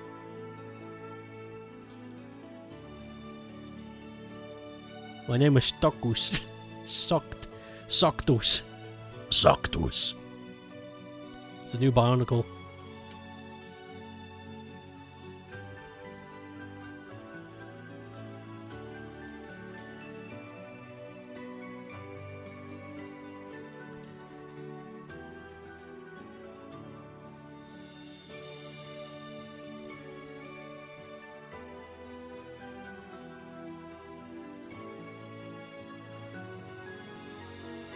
Soctus.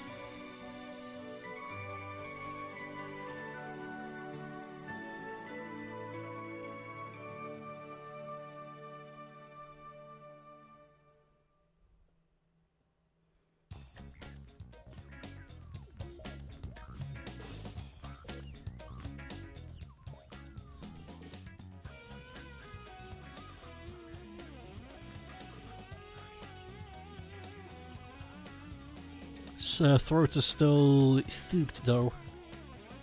Soctus.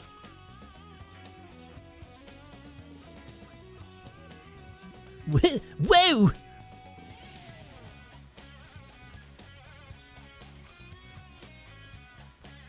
Okay, I'm pretty happy with how things have gone at the moment.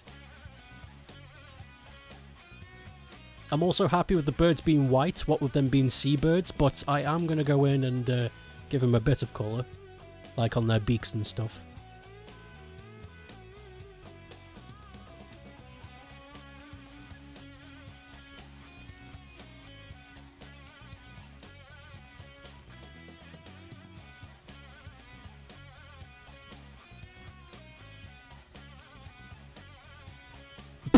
I forgot I gave that one just a smile. It's the hidden secret.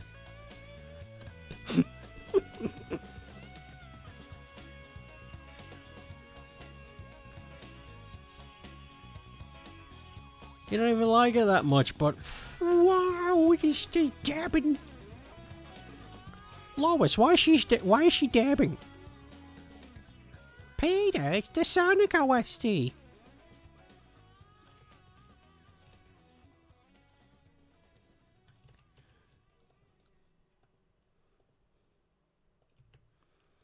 think you're going to do some more Sonic drawing practice after you finish dinner?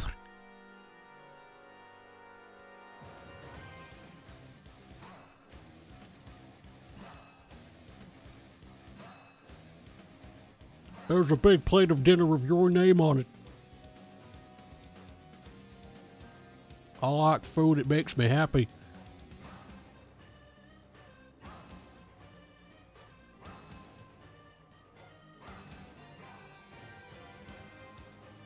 Oops. You want to be able to draw stuff as cool as the Sonic Channel artists. You want to draw Eggman eating a buffet of prawns or something?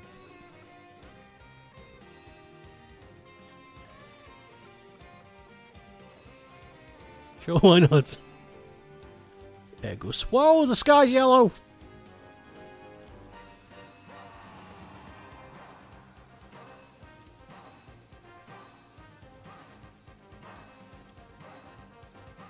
There was actually a day in the UK where the sky was bright yellow for, I think it might have been for 6 hours in the morning. It was very scary. What happened was there was a sandstorm that happened in Africa desert, in the Africa desert, that got swept up by some winds and brought over to Europe, and the sand settled in the UK, and it settled on a day where there were no clouds. So what happened was the sand had created a thin veil over the sun, and the sky was yellow. And it was terrifying. This was years ago. I still remember it though, it scared the crap out of me.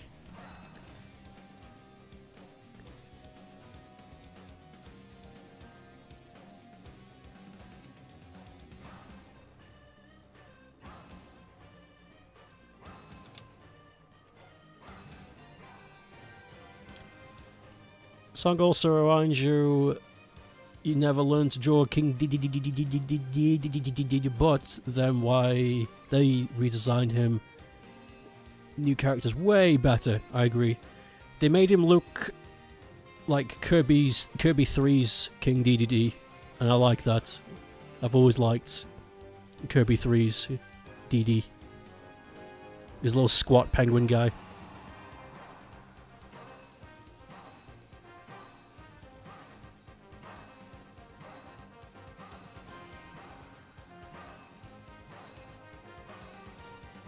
Wait, how big is this? Okay.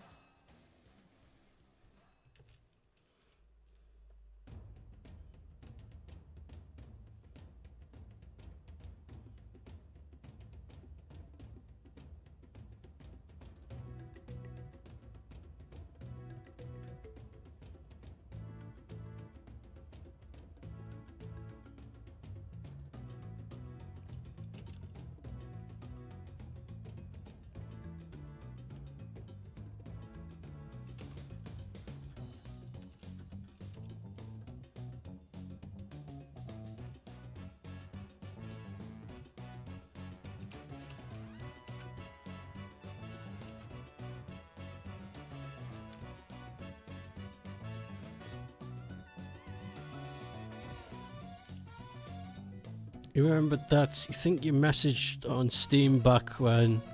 yeah, you did, yeah. It was the Rapture. I remember. It was very scary.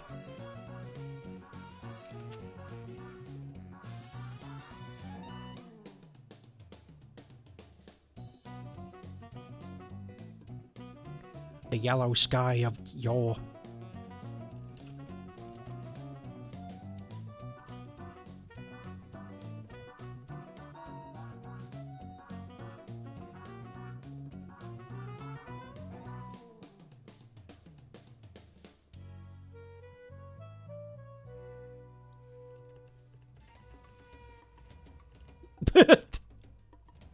I like this.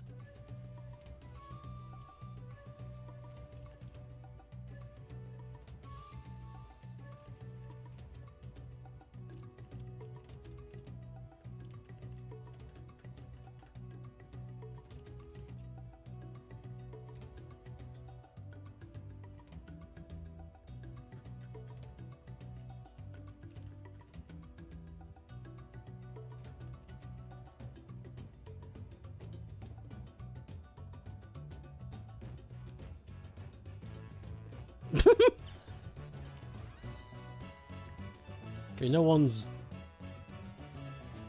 Oh, whatever, I'm gonna do it anyway.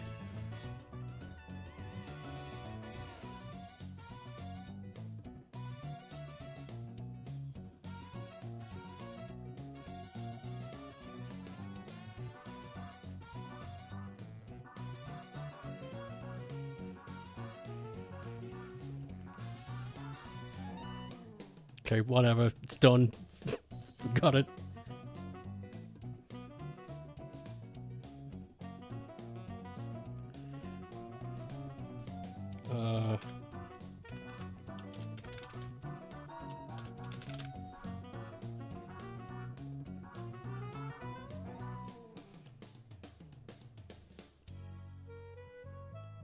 Okay, that's saved. Good.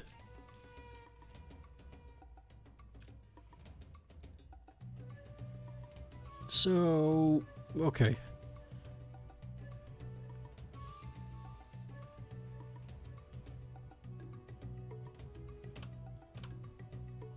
Next one is Knuckles advertising grape soda by Peppermint Blue.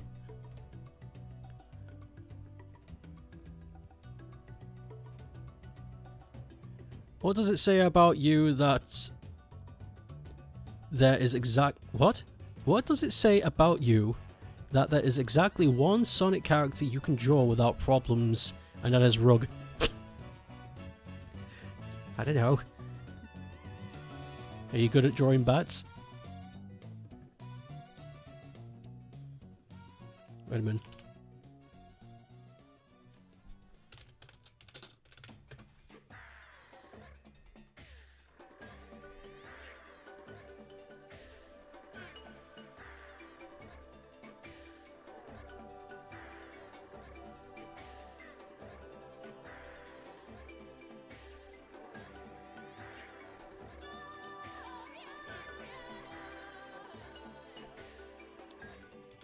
You try drawing these.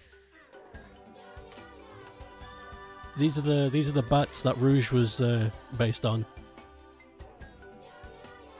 These are called Honduran white bat.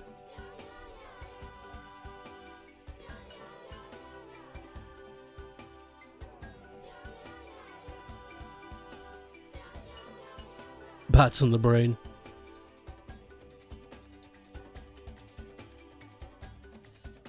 I like these little cotton balls. They're vicious though, they like to bite. They got big mouths. These little faces look like they got tiny teeth. You can... hold on. They got a big mouth. They got the tip there, it goes all the way back here behind the eye. They got a big mouth and they like to bite. Little shits. You pick it up, they'll take a piece out of you. What was I doing? Oh yeah, Knuckles grape soda.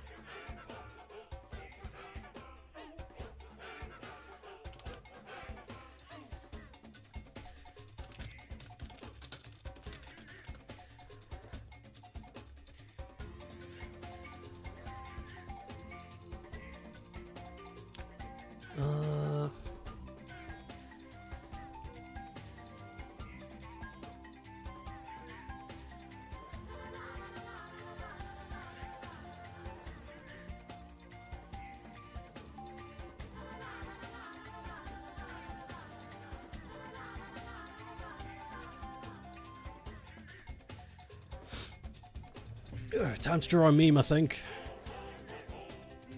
Stoke teaching Crichton from Red Dwarf to say Smeghead. Now that is a very...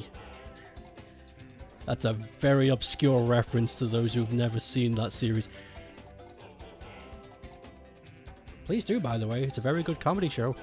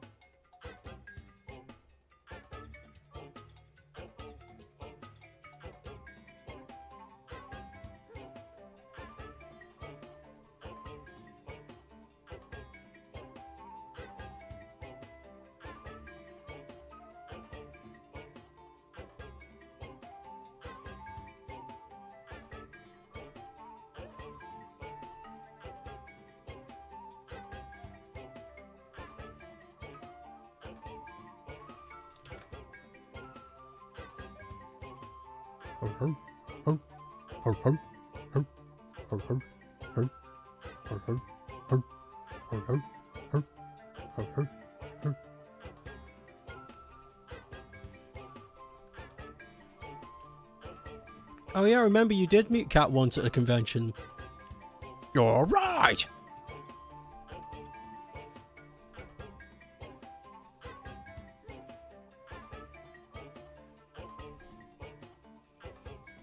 Hello again, Nebula. Did you vanish? Did you get pulled into the anus?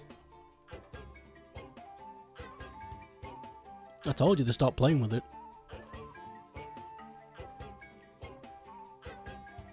You were on the toilet. I'm kinda right.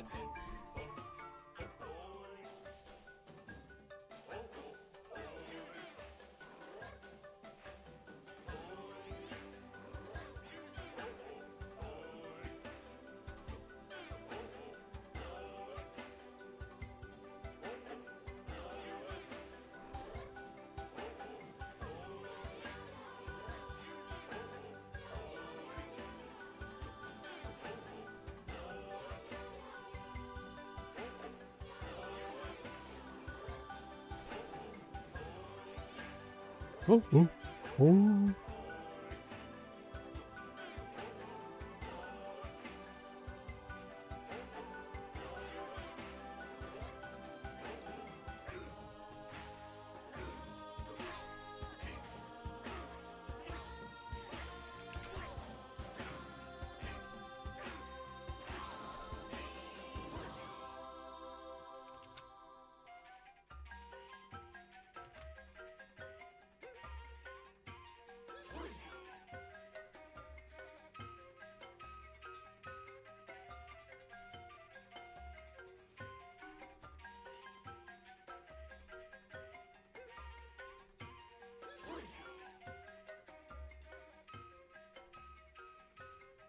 Whoosh.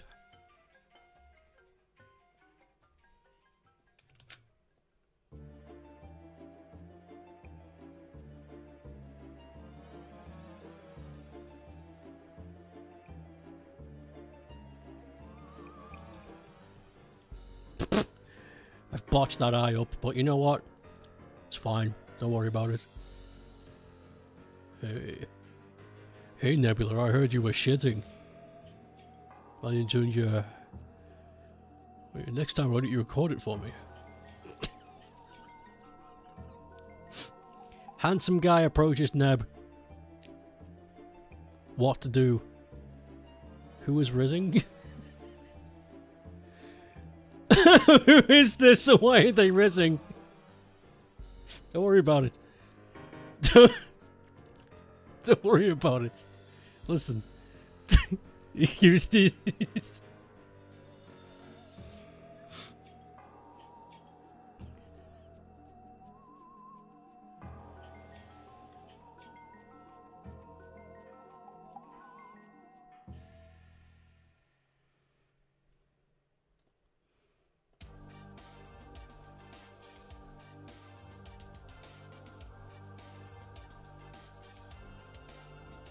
the chain was almost perfect.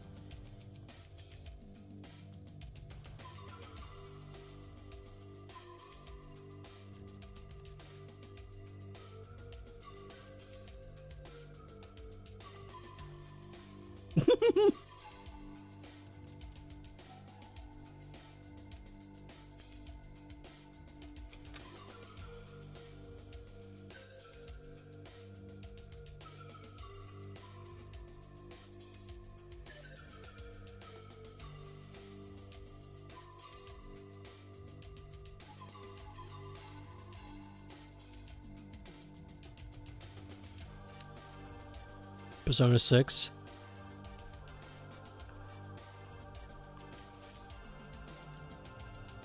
Rogue is so easy you could draw in 3 minutes. Don't worry about it, Peppermint. Only look at me, the face. Let me put you at ease with my face.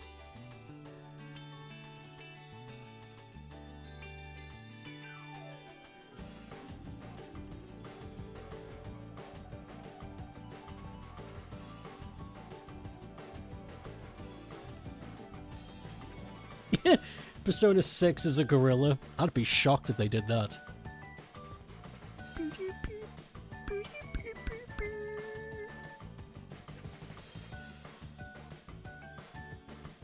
Okay, I think the face is more or less done. Let's inch it over here.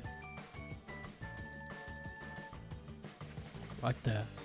That's good.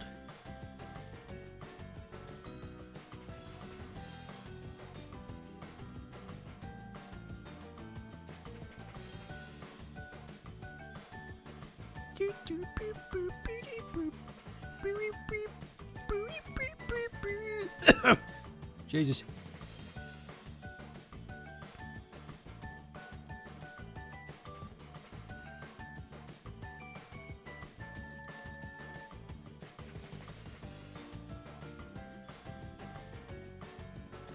Oh wait, I've botched this. Well, I've not botched it, but we don't need this. He's looking very much like Lex Luthor. No.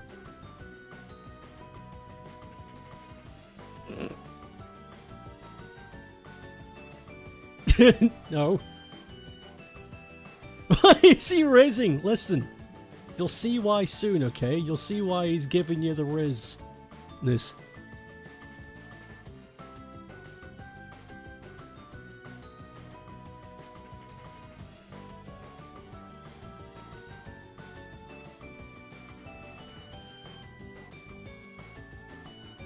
You want to know what rizzing means? It's rizzing is just an abbreviation for fuck, what's it mean? To like impress somebody. What's the word? You should know, Neb.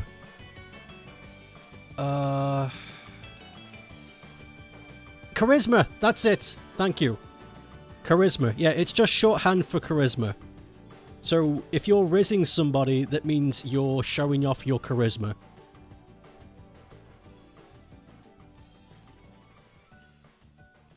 I would have never guessed. To be honest, I didn't either. When people started saying "bruh, Riz," I was like, I don't know what you're saying. Makes sense though when you think about it. When you really think about it.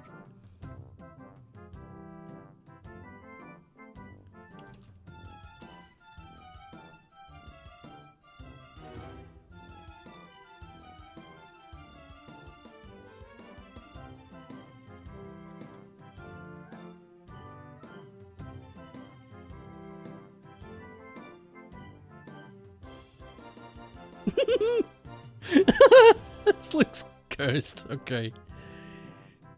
Hold on. I need to put a put up. I need to. Habit.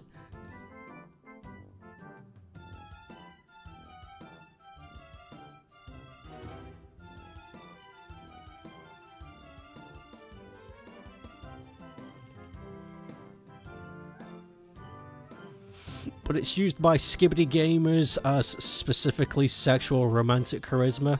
That's weird. You can use your charisma for many things. Hi there. I'm Knuckles. And today I'm here to talk to you about grape soda. It's not good for you.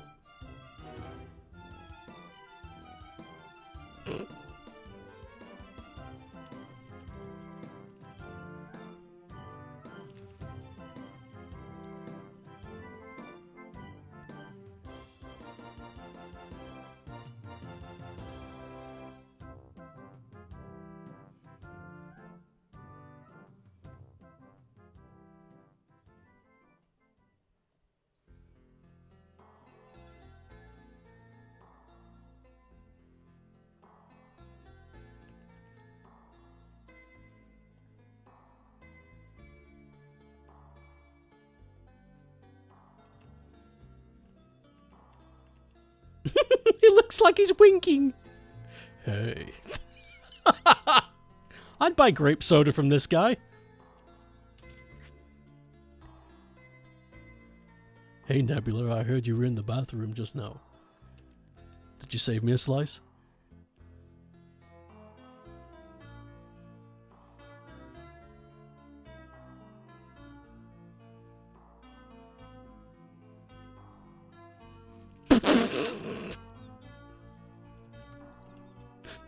What?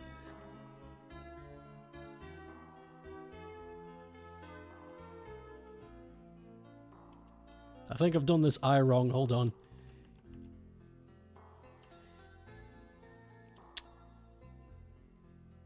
Yeah. It's not that I've done this eye wrong, it's the other eye is too big. I think that was fine. The original.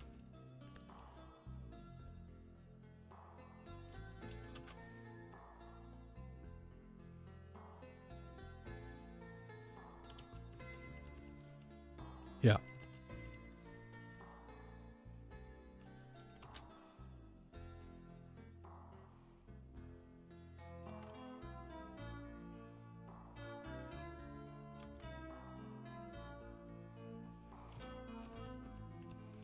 There we go. That's it. This is what Rouge sees when she sees Knuckles. I don't think so. Can't wait for the Skibbity Riz Ohio language to die and be replaced with another infuriating Gen Z language. It'll be Gen Alpha by then. As time has proven for what to always be the outcome. Yeah, trends are stupid. The end.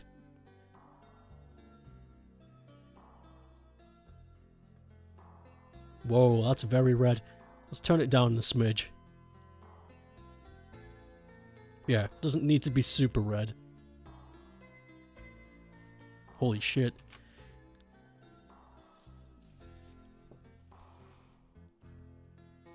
Looks like Farquaad.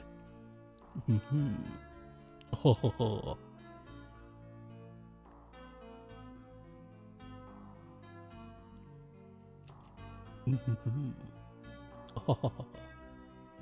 Welcome. Muha. Marv! Okay, so let's get this.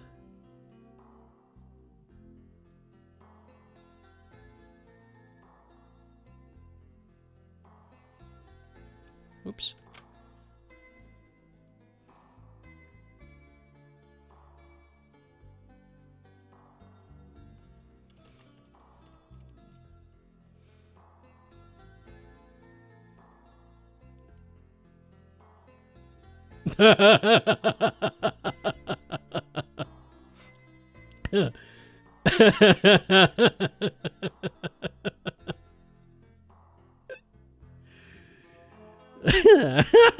This is coming out really well.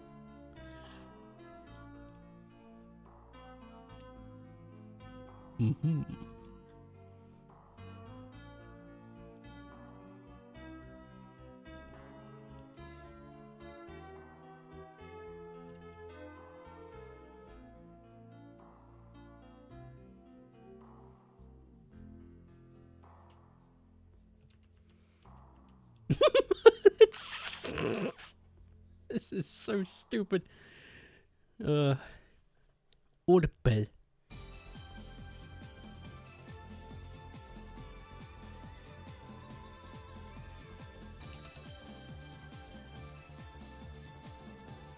Nuncle have audible eye.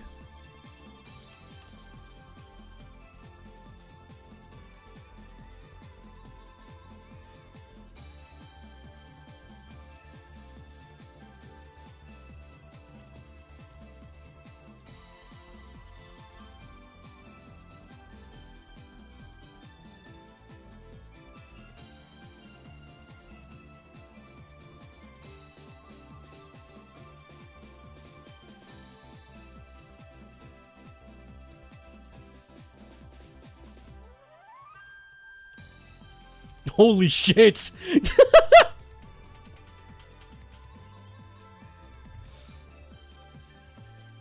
You drew a version of this meme back in the day?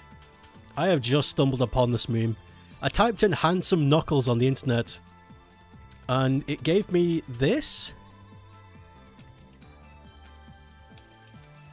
And then when I clicked this, it gave me the link to the memes.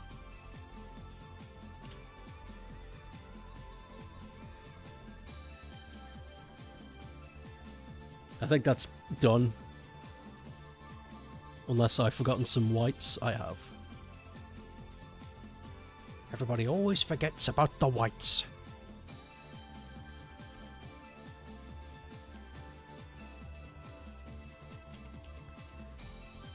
In 2014 or so, you drew Craven the Hunter version. It's like the Handsome Corn all over again. It's the Crimson Chin. Here it comes, the Crimson Chin. And then they said the N-word during an episode and then they stopped it. That's real, by the way. Knuckles. Grapes.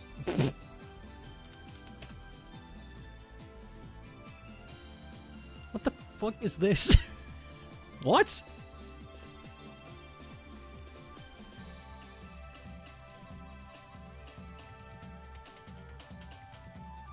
Normally I'd ignore just seeing weird shit on, like, image search, but you know what? Fuck it. Don't give it energy, then it gets stronger. Just ignore. Type in holding can so I can get a reference. Oh, that's perfect. That's perfect for my purposes.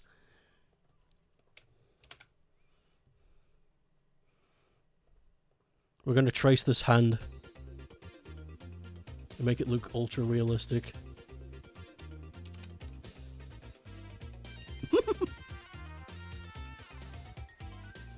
It's gonna be creepy. Holy heck, you remember that joke from the show? Here we go.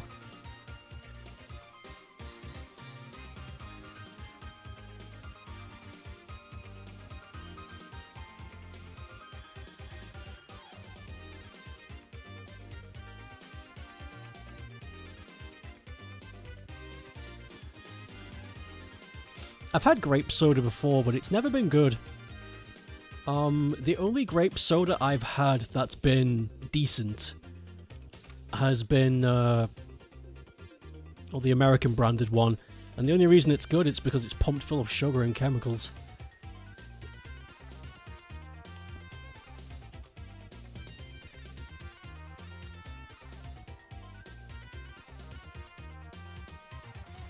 Oh, that's what you're talking about, Jackie, right? I got very confused. Like, is this a joke? Where you go? Where are you going with this? You know, I'll I'll let this roll, and I'll see where he's going with this. Yeah. But yeah, that makes sense now. Okay.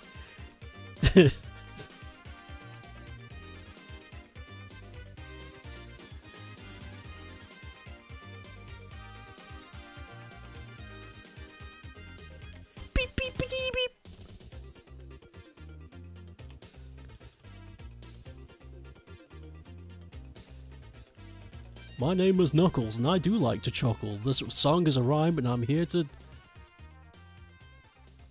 do a crime for her. Whatever. Oh shit! It's the rat chasing music.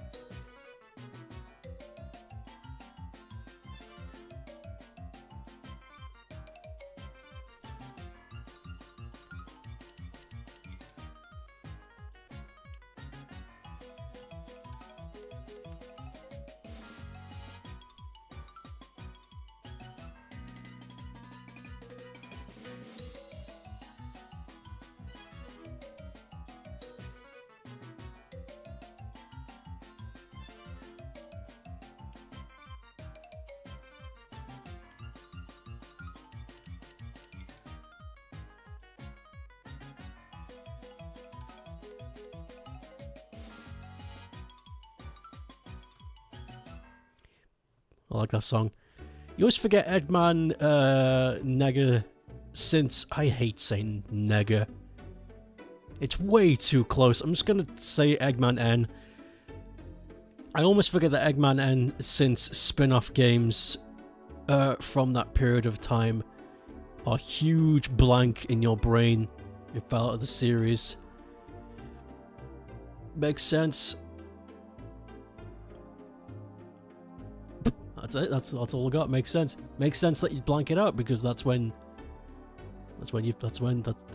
Pep fell off. Hashtag Pep fell off.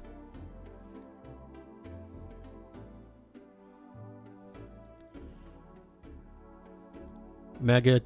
I was gonna say Mega Satan. What the hell? Just say Eggman Sega. Oh yeah. Oh yeah. Just say Mega Satan. Okay. You got it.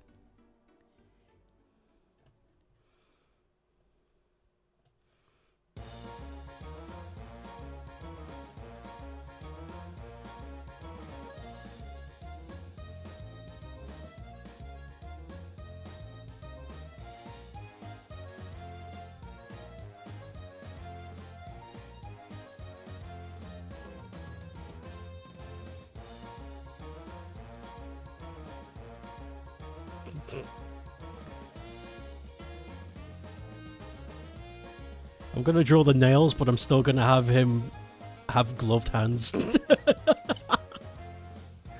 gonna be stupid.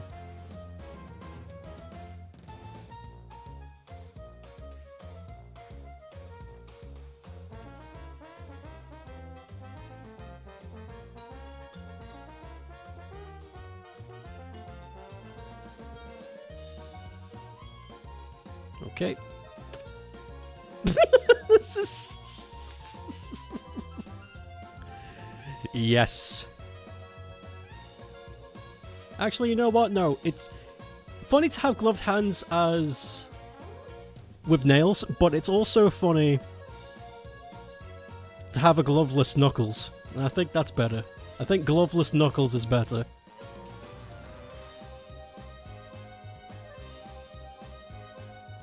Whoops. There we go. You're drawing a decent Amos right now. Hey, right. Isn't Knuckles red underneath his gloves? I don't know. According to Ken Penders, he is. But I like this. If I post this online and get a bunch of people coming my way, I'll know I've done a good job. His hands are actually red.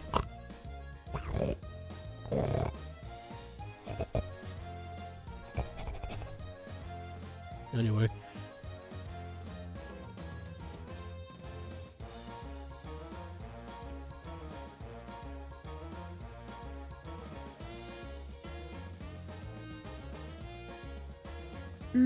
His hands are actually mosaic Bonklis Bobovrin. I took art college, so I know how color name good.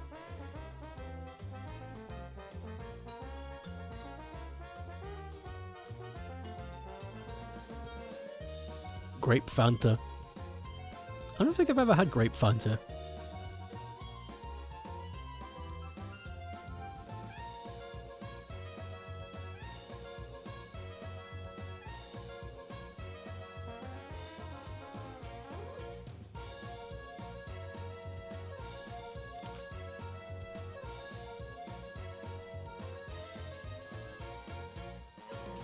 I remember I had some American flavoured Fantas and it felt like it was burning a hole in my stomach.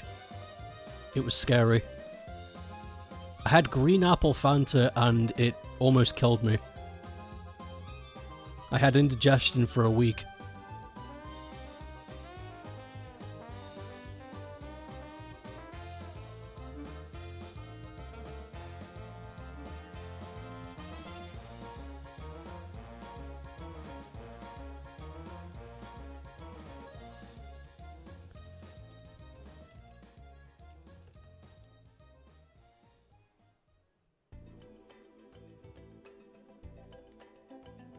It's alright.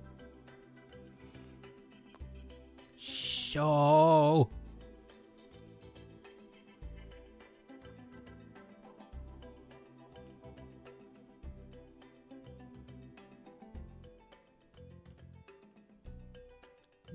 yeah.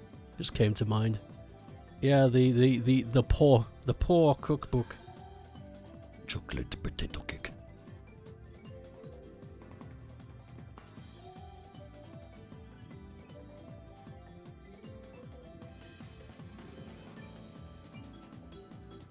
I'm perfectly willing to try it. Might be great.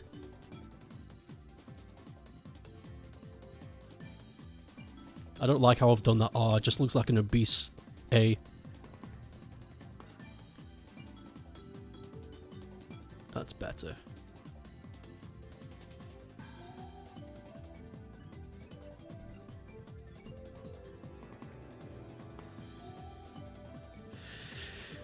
You posted the curry recipe too. Yes, I wrote it down. I'm going to try it soon. I'm slowly gathering the ingredients to give it a shot.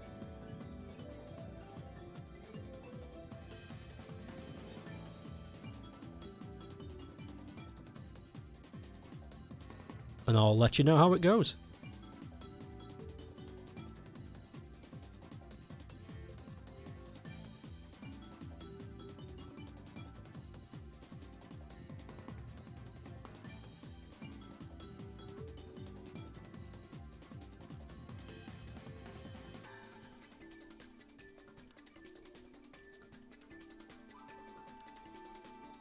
It should be fine.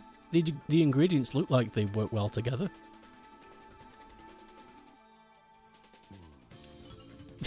It's the grapist. It's a good slogan.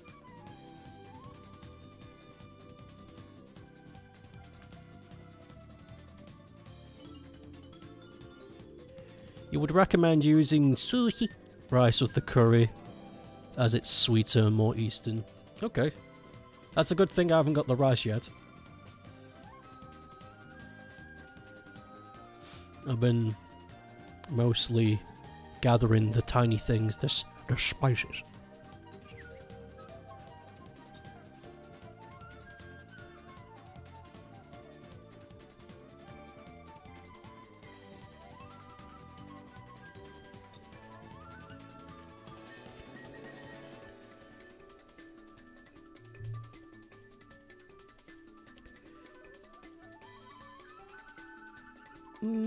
Let's make a...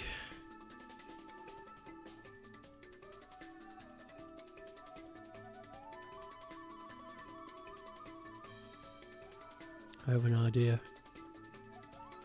I have an idea, crazy enough.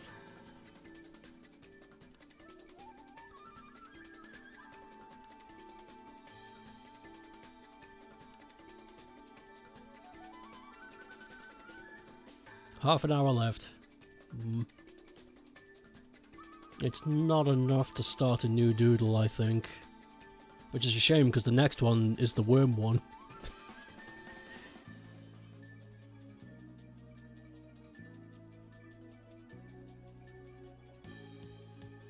I'll get this done in half an hour. No problem.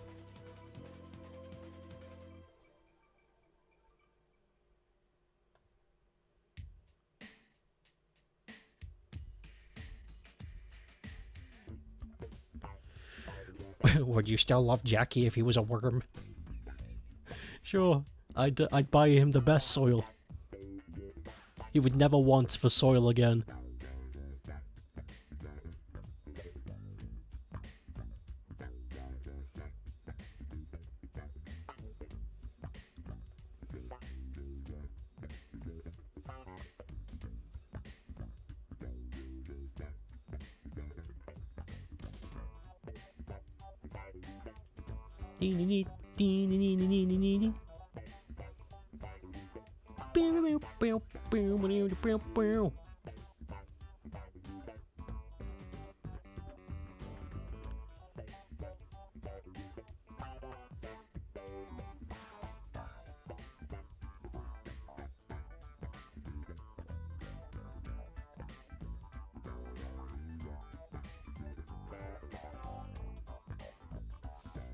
Okay, we got some grapey swirls.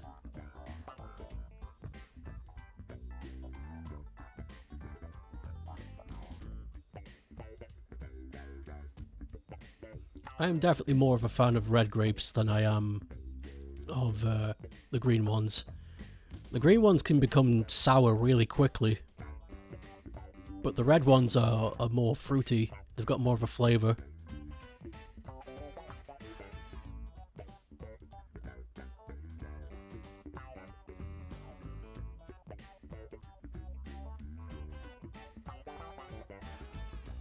Oh wow, that looks great.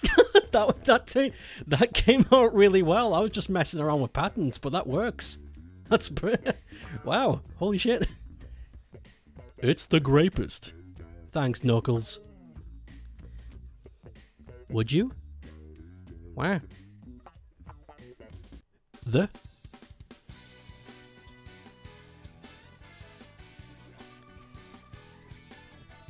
You know, we got 20 minutes. Maybe that's enough time for Worm. If I can just blash it out real quick. Knuckles... soda. Soda!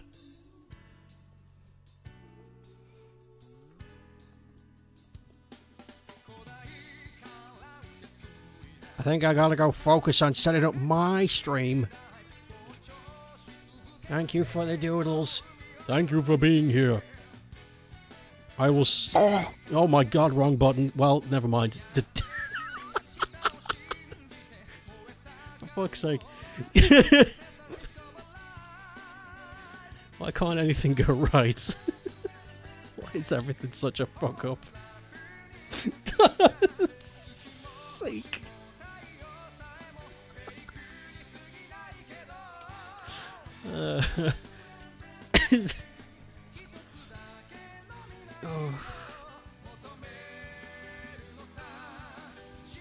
Oh god.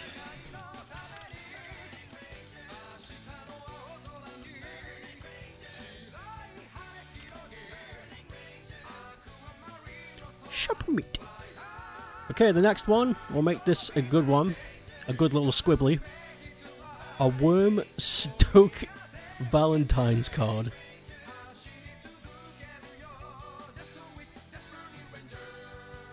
Would you still love me if I was a worm? Whir. This one should be super simple. Is my mouse freaking out?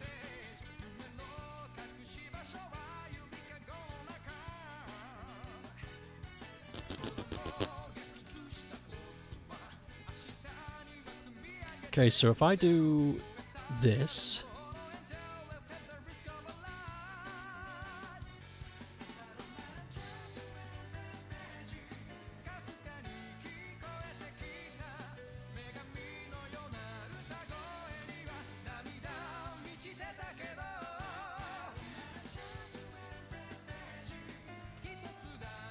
and then this. There we go. So that's a simple card shape. And then I got a plan. Check this out.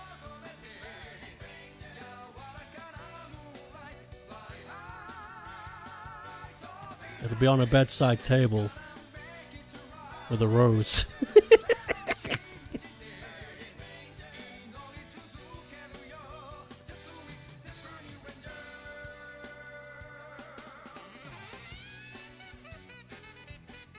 It's gonna look like a really crappy looking rose, but it'll be a rose nonetheless.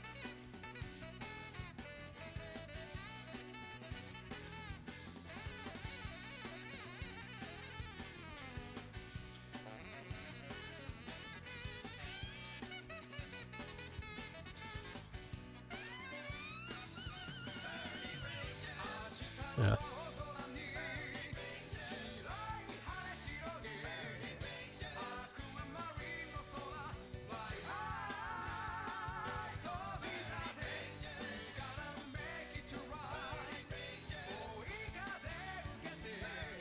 Would a rose by any of the names smell so? Would a rose by any of the names smell just as sweet? No, because different roses have different aromas and fragrances, and there are actually a factor of... Sorry, not a factor, a fraction of pseudo roses that have fake flavors that have been manufactured for cheapest manufacturing. Not to mention there's also the black roses that have no odor at all. So I know metaphorically you're saying love is love no matter where it comes from, but the saying is ridiculous, sir, and that's why I'm going to jot you down a point. Owned! It's just a little taster of my debunking channel. Why is that not connecting? Oh.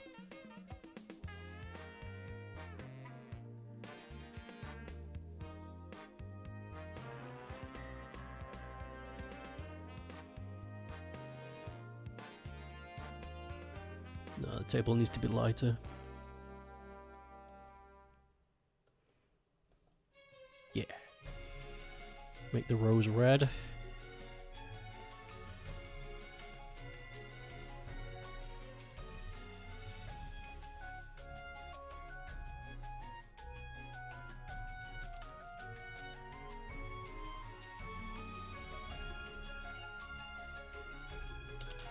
Oh shit! A house.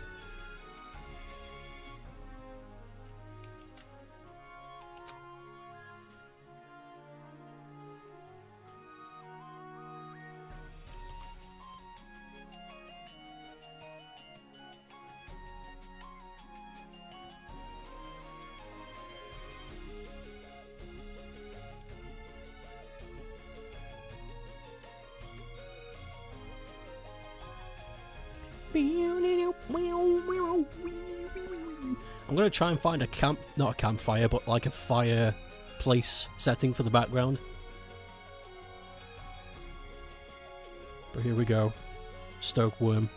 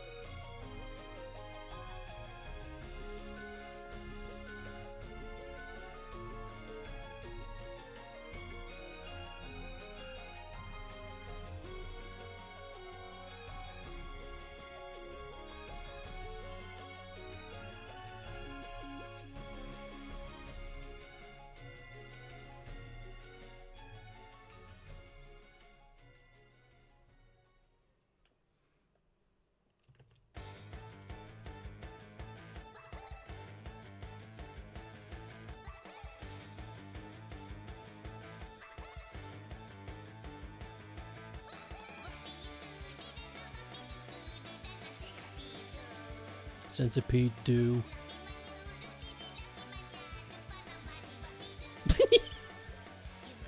I'm a fan of the worm so far.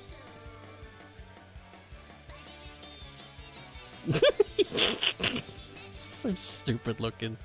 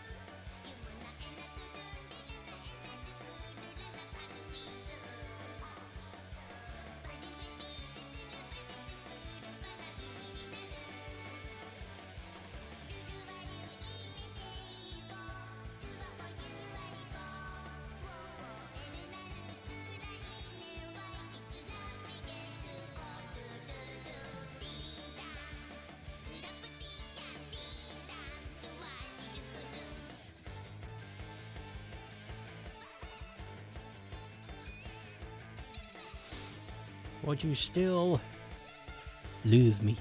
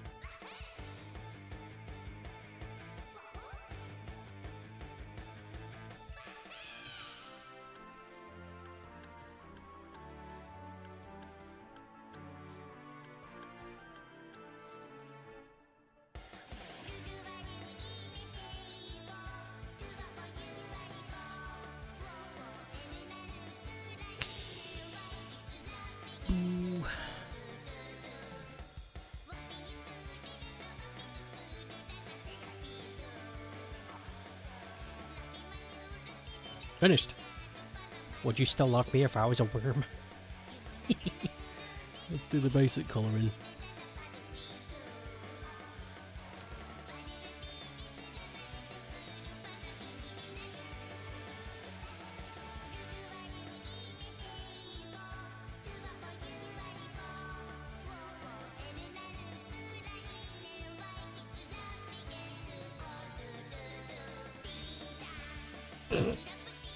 Looks so silly.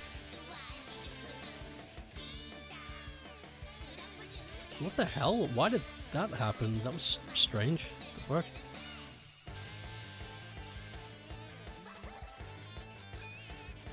This mouse is on its way out, I think. And it's not even like a little bit of a joke. It's... throughout this entire drawing, it's been fumbling. But that's okay.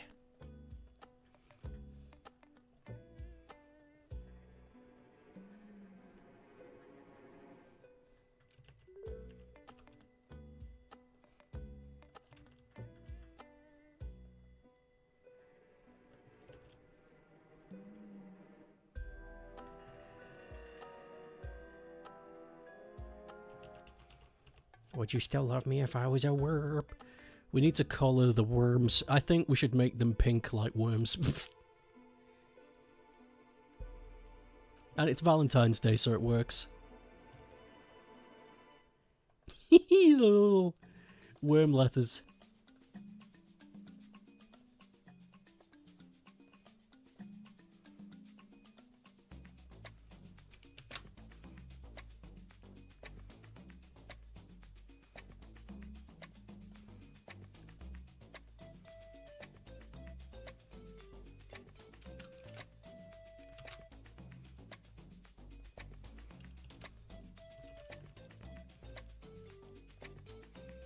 We should put a heart here.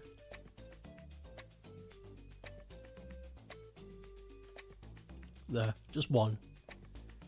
A single heart. That is a almost pink red. Now,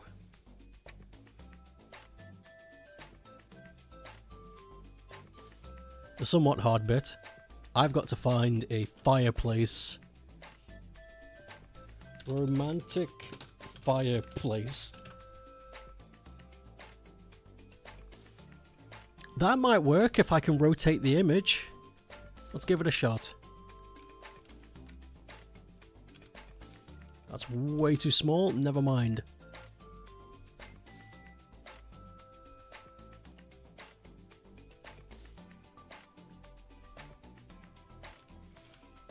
Although, wait, I have an idea. Rotate. Bonanna. Rotatus. Bolinskus. It's so scuffed. But that's fine, because we can blur it.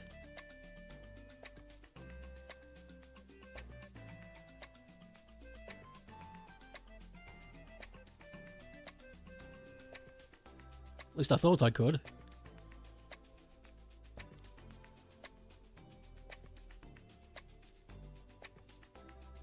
Hmm.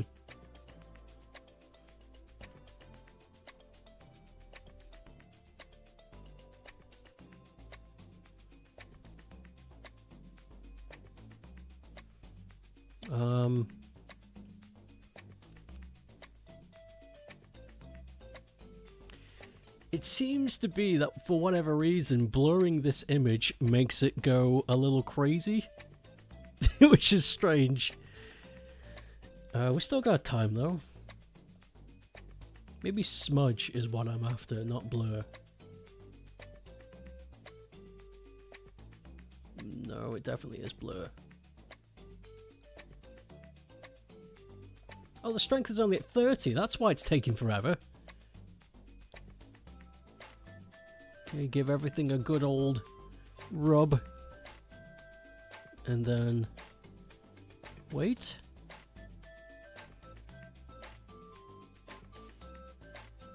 Ah, it's getting better. Give it another...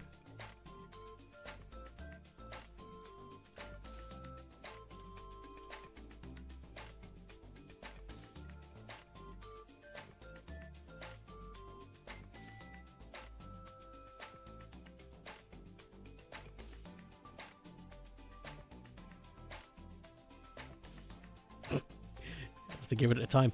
I've never seen this before. I've never seen it take this long to blur an image. Maybe my computer's on its way out. Well, it seems to be okay. So, let me add some wood lines to the brown table.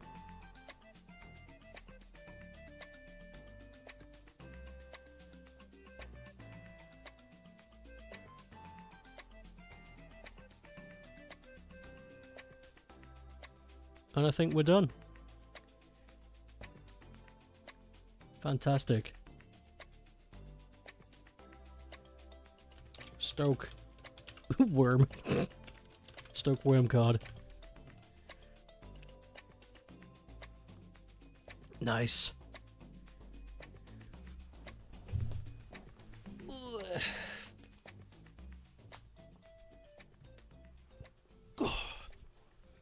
Let me see if that's saved.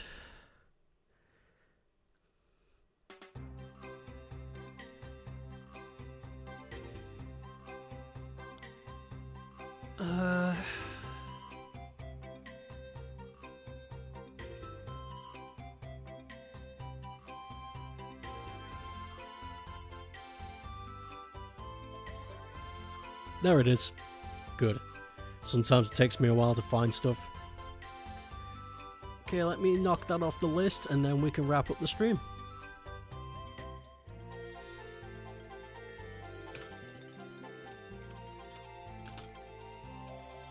Productive.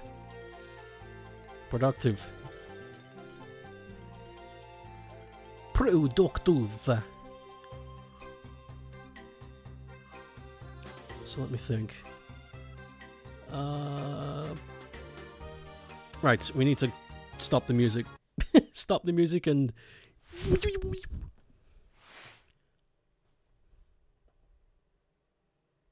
I'll stop recording.